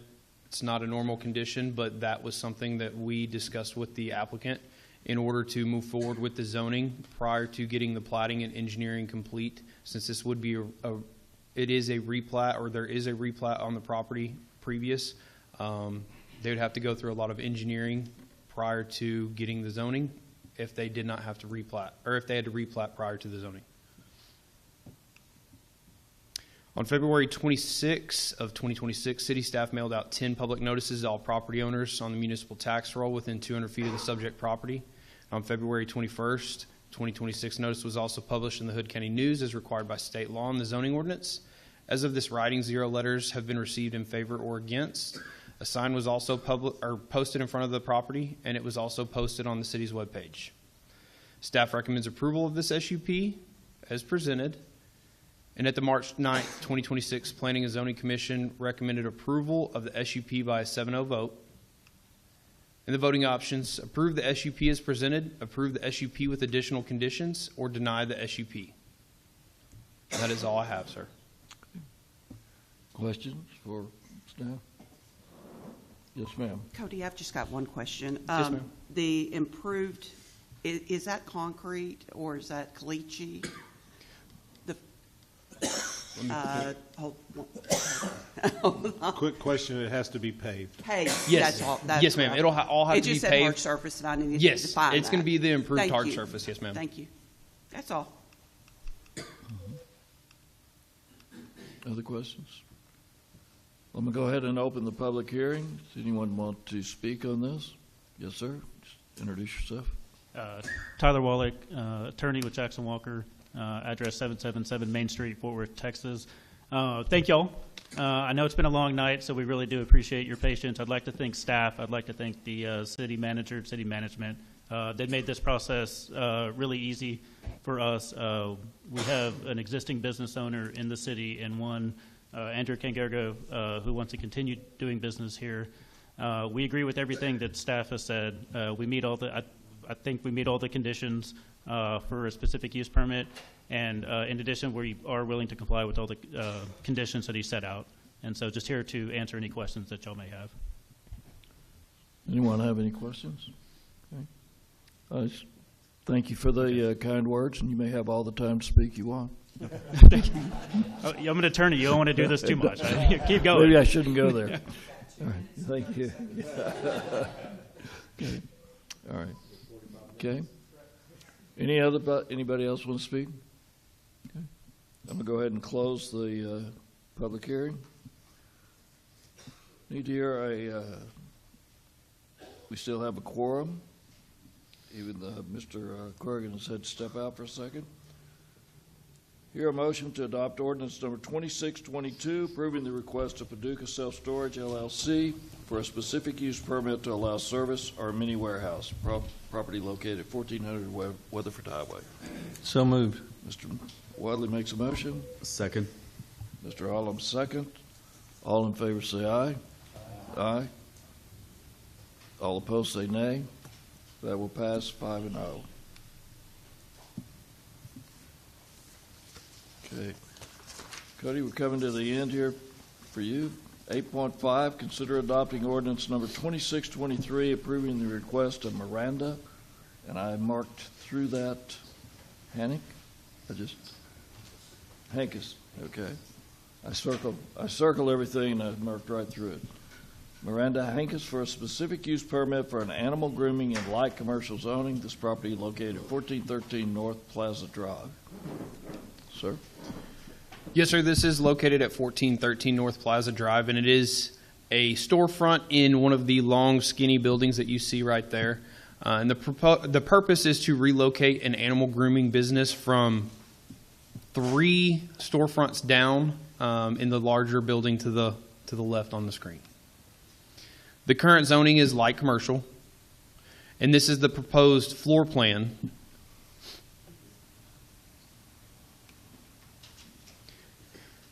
And the specific use permit considerations.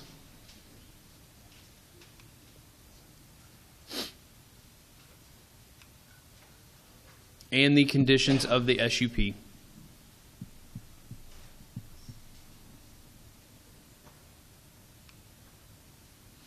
On February 26th of 2026, city staff mailed out 4 public notices to all property owners on the municipal tax roll within 200 feet of the subject property. And on February 21st of 2026, notice was also published in the Hood County News as required by state law and the zoning ordinance. As of this writing, 0 letters have been received in favor or against. A sign was also posted in front of the property, and it was also posted on the city webpage. Staff recommends approval of this SUP as presented. And at the March 9th, 2026 Planning and Zoning Commission recommended approval of the SUP by a 7-0 vote. The voting options: approve the SUP as presented, approve the SUP with additional conditions, or deny the SUP. And that is it for me tonight, sir. Thank you. Questions? Other questions? Cody? No? Then I'm going to go ahead and open the public hearing. Anyone have a question in the audience here? Comment? I see no one standing, so I'm going to go ahead and close the public hearing.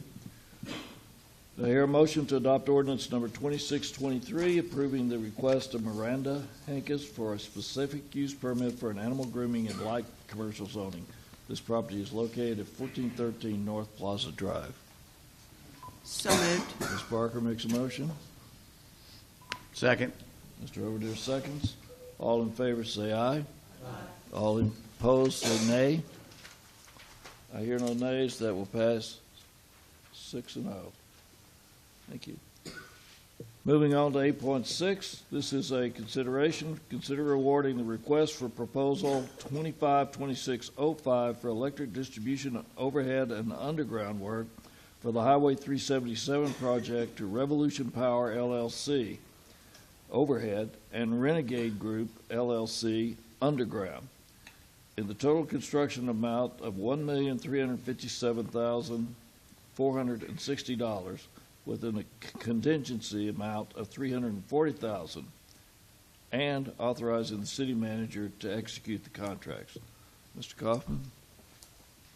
Thank you. We do have Mr. Causey here if you have some questions about the layout of everything, but this is in compliance with moving for the utilities out of the breakout project.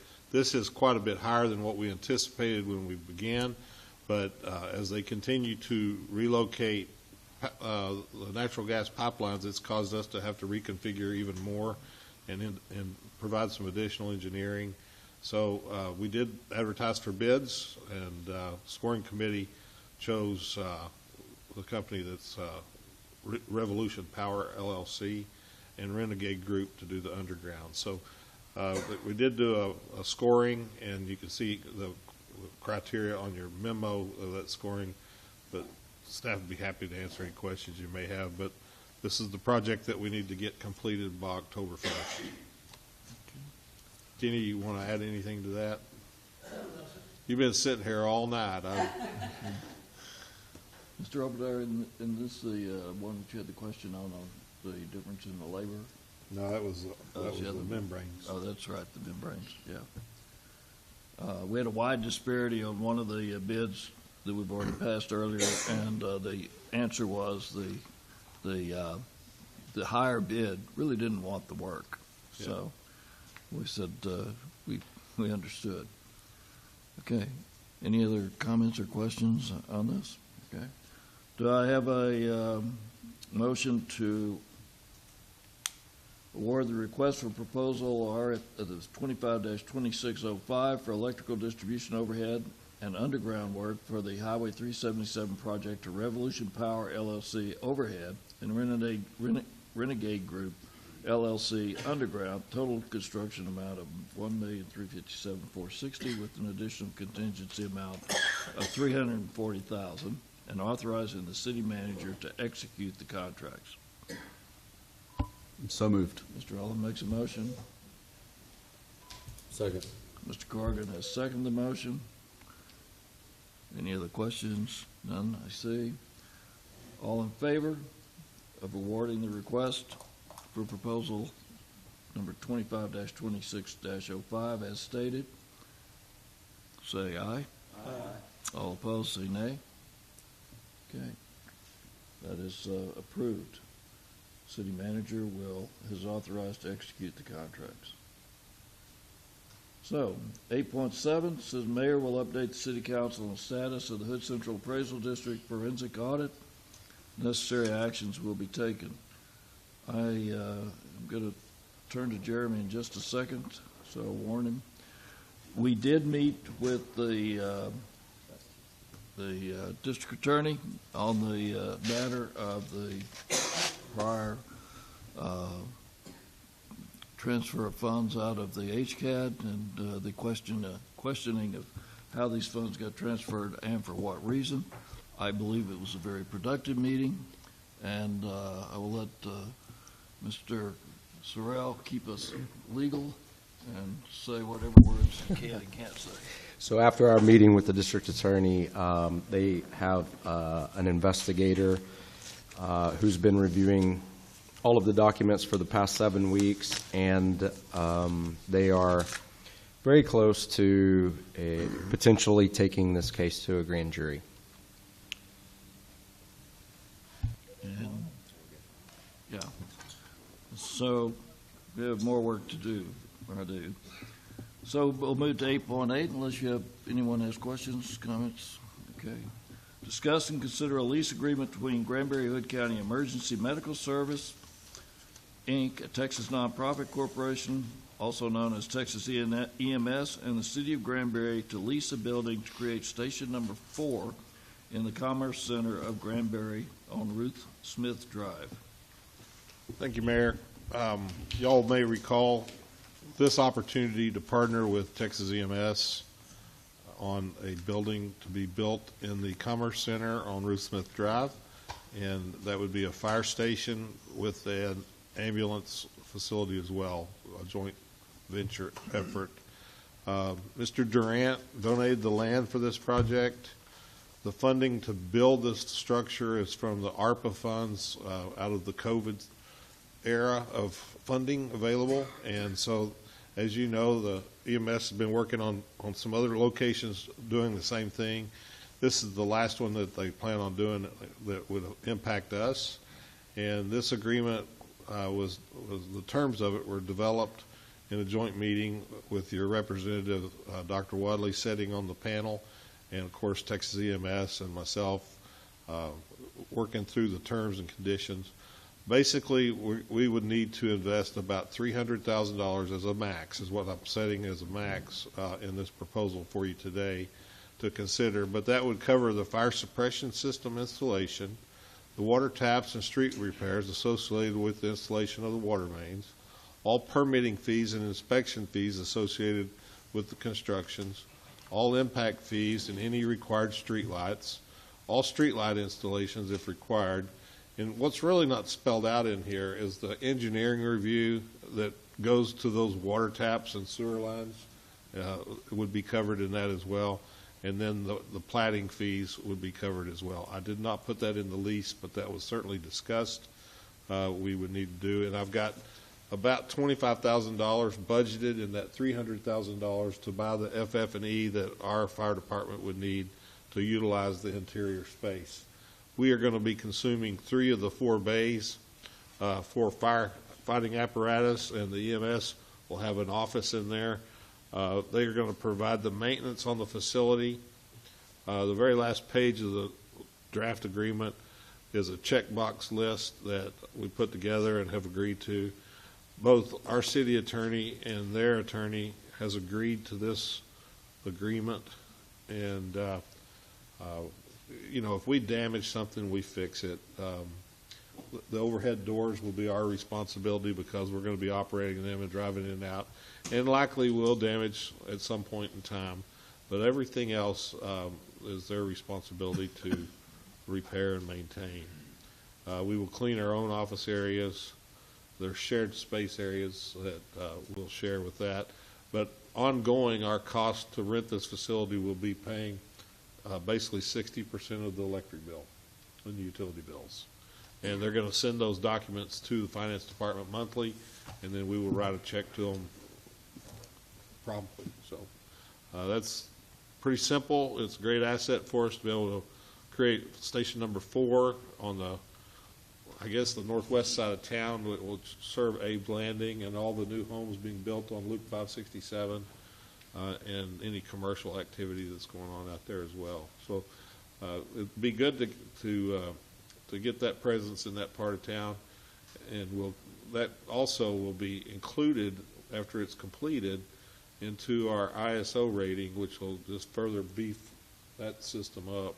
We're really proud of the 2 ranking that we have. The fire department and the water department have worked really hard on all that, and of course the city being a big part of that.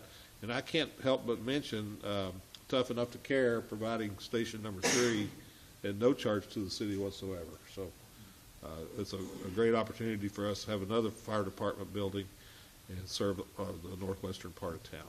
Any questions, we'd be happy to answer them. No questions? Any comments? I'll look at you. Okay. The council, this would be a motion to approve the city manager to work this lease agreement.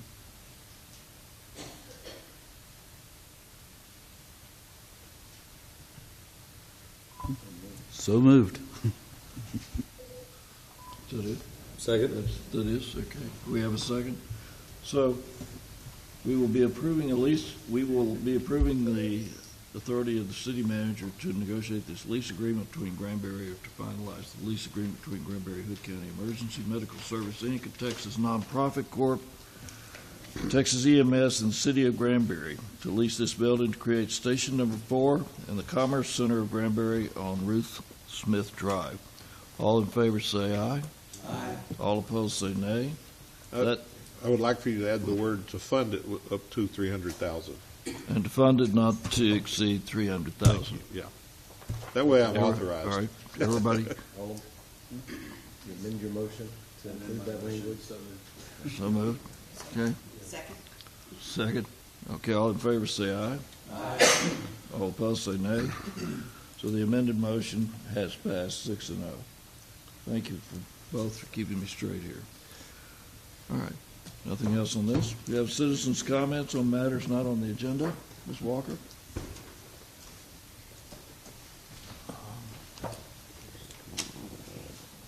Okay. We have Ms. Rita Beving.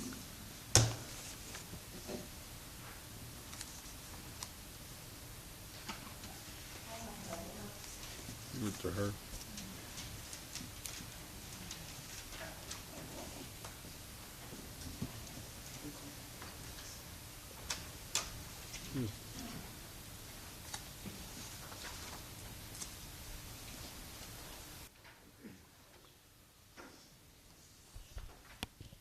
Good evening. My name is Rita Beving, and I represent the nonprofit organization Public Citizen, and we have members here in Hood County and statewide.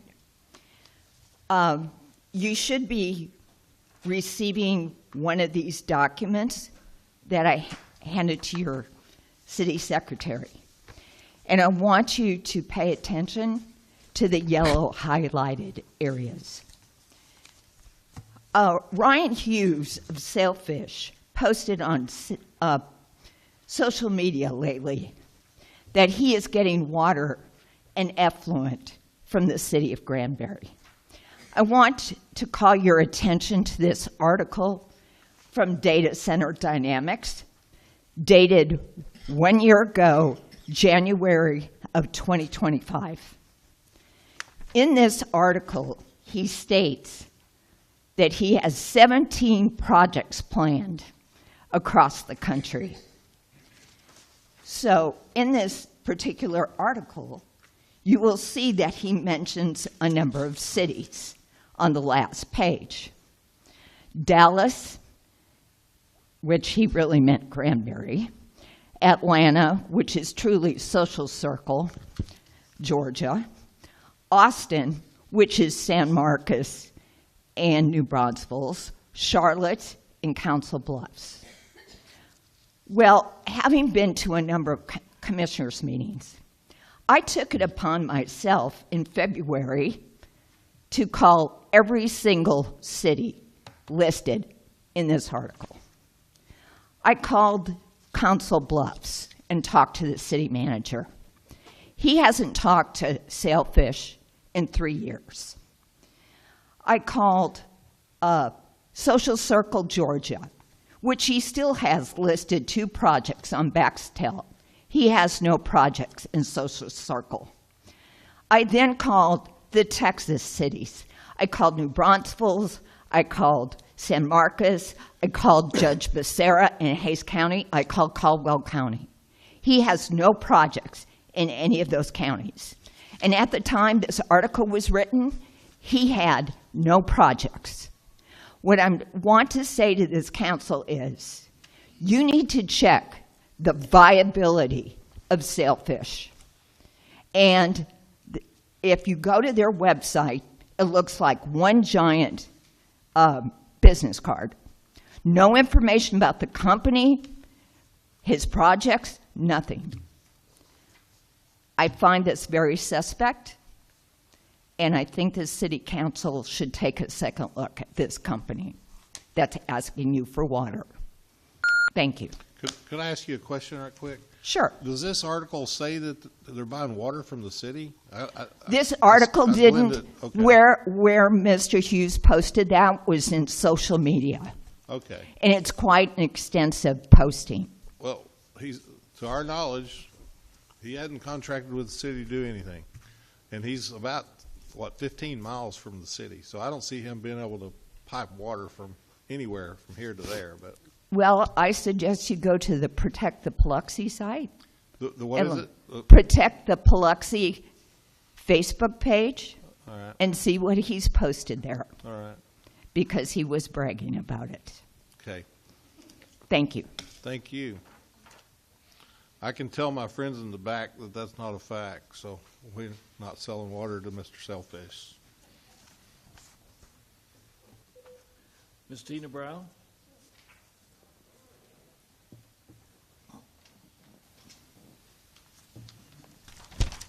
Good evening again. My name is Tina Brown. I live on Brushy Road in Hood County. A little background. My grandparents bought a lake lot here in 1976 when my first baby was 6 months old. We came many weekends and holidays. My granddad then retired in 81 and we came more often. We now had 2 children. In 84, my grandparents moved out the trailer and built their dream home on the lot and moved here permanently. I was expecting my 3rd child by then and we came every chance we got. We loved Granbury so much that by 1989, we decided to leave the city of Fort Worth and build our home here, just in time for those babies to start 8th grade, 3rd grade, and kindergarten. I worked part-time at a local mom and pop store for many years and then had my own small business after that. I often asked customers who told me they were new here why they came. There were many answers, but not one of them was ever looking for a high-paying job. Most were fleeing the large cities for a variety of reasons. Because of the current issues, I recently asked the question on social media, what kind of businesses would you like to see in our community? Last count was 92 different businesses or types of businesses. My point here is that you have an economic development department, and other than a few of these businesses that are on this list that are now currently being built, it seems like this department and this council has completely ignored what the citizens of this community care about. I've stayed this late because I didn't want to wait another month before I had the opportunity to ask you to please do better, listen to the citizens, be more transparent, quit chasing after big tax money that doesn't bring what the people here want. Thank you. Thank you, Ms. Brown. Mr. Brian Crawford.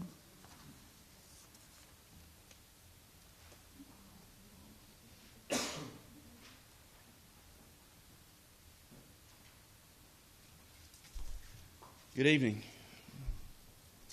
My name is Brian Crawford, 4541 County Road 1008, Glenrose. I'm not a Granbury citizen, nor am I a Hood County citizen, but my wife and I own property in Somervell County just across the fence from Hood County. Mr. Mayor, since I can only address you, sir, I would like for you to remind the gentleman sitting to your right that his salary is paid by the taxpayers of this city, and therefore he works for them, and I think he should care what they say and think. My comments are regarding one of the previous speakers about selfish investors, and I hope you're correct that selfish has not approached the city, but the rumors are out there, so they must be addressed. If it hasn't happened already, it's very likely that Ryan Hughes will approach the city seeking water to support his planned Comanche Circle data center and the associated gas power plants. Mr. Hughes was denied water by the Somervell County Water District late last year due to public pressure. However, that pressure was brought about by the obvious and practical argument that our precious water resource should not be given to outside industrial projects that consume incredible amounts of water, while every day we hear warnings about future water shortages and the impending water crisis across the state. After that setback, Mr. Hughes began a threatening campaign saying that he would be forced to utilize groundwater from existing and new wells in on the proposed site. This plan is very high risk and likely untenable, given the massive amounts of water required for the power plants and the limitations likely imposed by Upper Trinity Groundwater Conservation District. Not to mention the irresponsible notion that groundwater would even be a consideration for such a project given the fragile condition of the Texas aquifer. Now, seemingly in desperation, Mr. Hughes has recently floated the idea of seeking Granbury municipal water or effluent. As mentioned before, I don't know if he has approached this council or if any of its members individually or anyone in city administration has been contacted either, but likely will. When and if that happens, I encourage the city, its representatives or staffers to immediately reject any proposal coming from this developer, and here's why. Why would the city prioritize high-consumption industrial cooling over the needs of local citizens, local retailers, and local small and medium commercial business that actually benefits the city and its citizens? Providing water to a massive industrial user puts Granbury residents at immediate disadvantage. City taxpayers who rely on water for everyday life should not see their quality of life water restricted to facilitate industrial profits. And I will close even with remaining comments to make. I see my time is over. Thank you. I appreciate it. I do appreciate that. Okay. Mr. Kenneth Metter.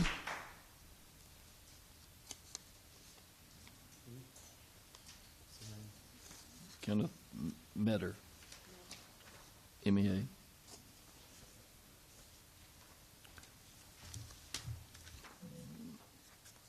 I guess I turned it off.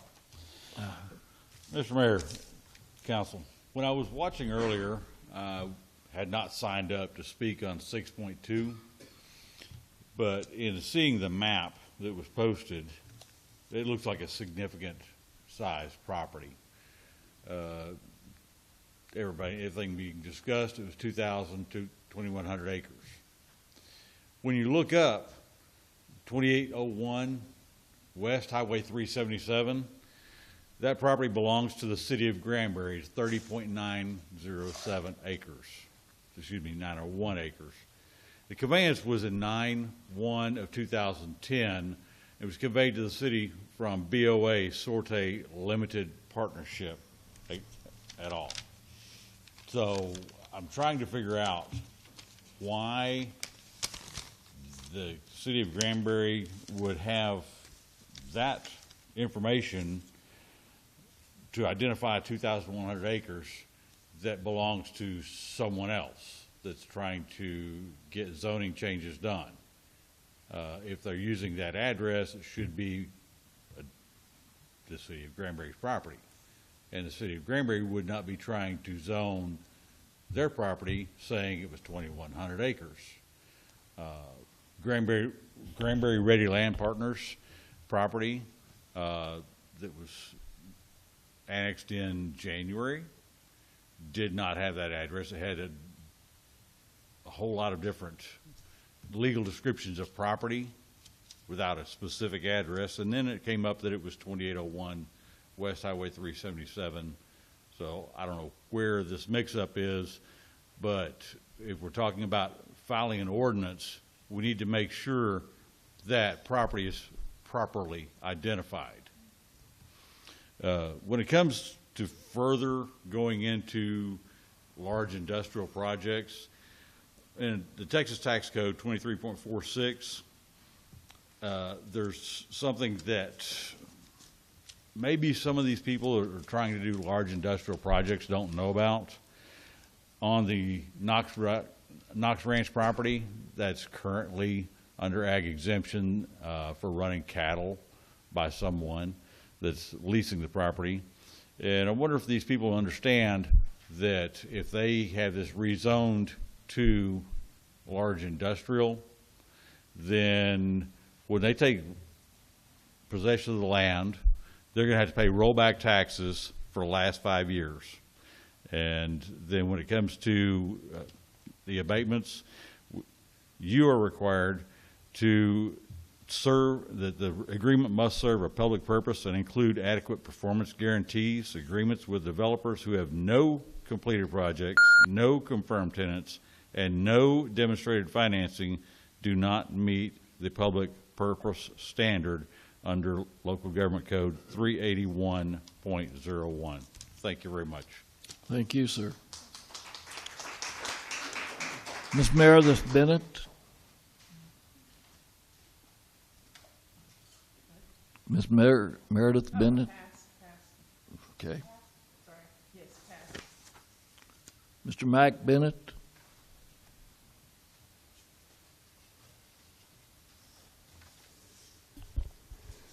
Mac Bennett, 3530 Daniels Court. Just wanted to go on public record just with some fun facts about the permit that was filed with the power plant.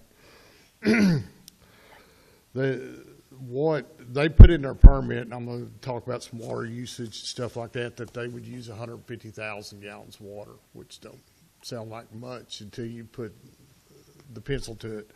Once you put the pencil to it, what they'll use in 1 year is 54 million gallons in 365 days. And that's not even counting the initial, what they'll use for filling, even though I know that is a simple closed loop system. It depends on how that closed loop system comes. I bet there's different ways. It'll either come empty or come pre-filled. And even if it comes pre-filled, whenever they fill that up, they're still going to use about 30, 40 million gallons of water when they hook that system together. One of the other things that with the, depending on, and that's what was filed on their permit. And I know that permits could be changed through the TCQ. I know that they can amend it and stuff, but I followed another one called Cyrus One. I don't know if y'all know where that is. That's down by Clifton.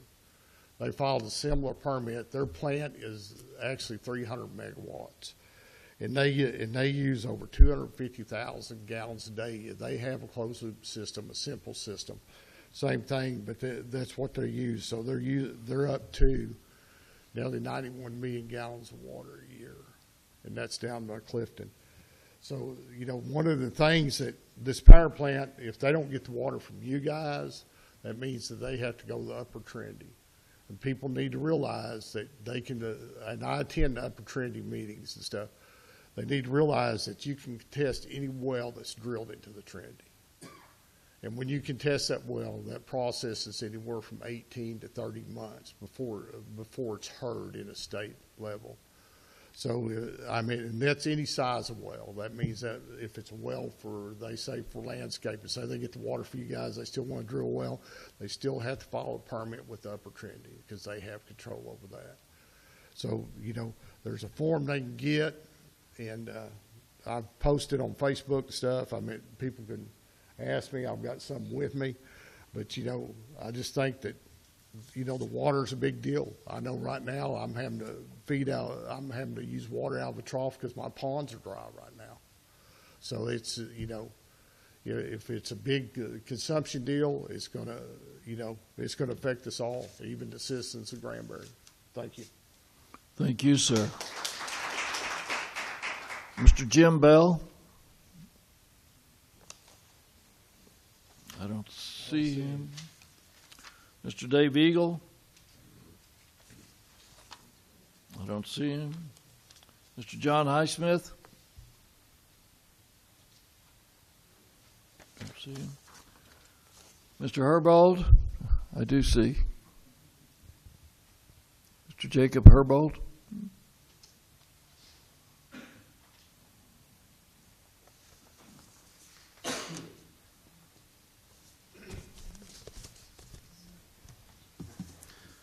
Jacob Herbold, Meadowwood Road. When we started this meeting with a prayer earlier, we prayed for clarity instead of confusion. Maybe you can help clarify how you learned of bilateral energy on January 6th, 2026, when you had previously written a letter to Daniel Wong of Bilateral Energy July 2nd, 2025. I would love if we could get some clarification. We can talk about it. I can't respond to you during your... Mayor Jarrett, I'd love if you could clarify that. That'd be great. So, yes, I'll meet with you after. That'd be great. Also looking at the Hood County News article that was just published recently. It has some of the law about the 40... whatever law was cited, but I noticed not all of it was read. This law does not prohibit cities from imposing regulations related to sexually oriented businesses or colonias or uses that impact the property's destruction or injury to people, nor does it prohibit regulations related to public nuisances, related public nuisances, flood control, storage, or use of hazardous materials, fireworks, or discharge of firearms. Notice that was an interesting omission earlier. I didn't write the article, sir. Yeah, close. Go ahead, Mr. Herbal. Go ahead. Thank you. I asked some people if there was any closing thoughts that they'd like me to add. It looks like most people thought that Mr. Kaufman, his comment about not caring about the citizens sums up the council's attitude, except for Angela. That was kind of a common theme of that.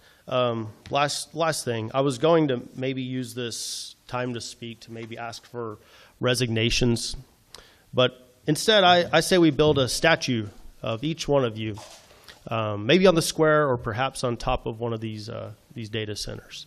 So maybe in a future meeting, we could put that on the agenda to put a statue of you for all your work to pave the way for bilateral energy and Project Patriot. And anyway, maybe you can further clarify some of that confusion.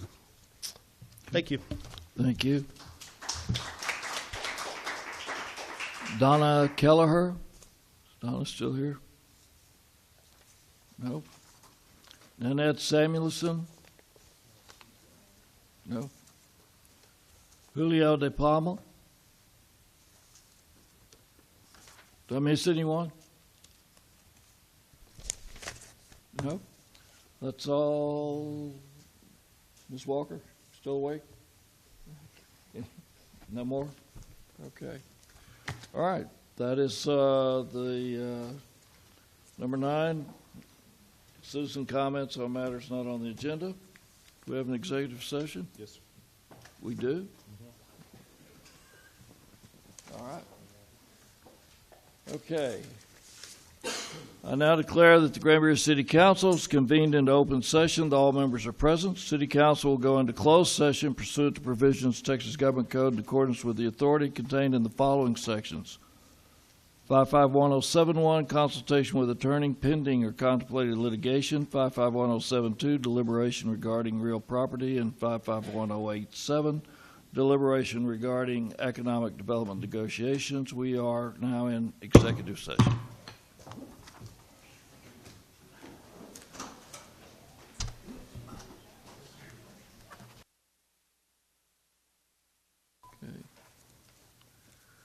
It is 11:20.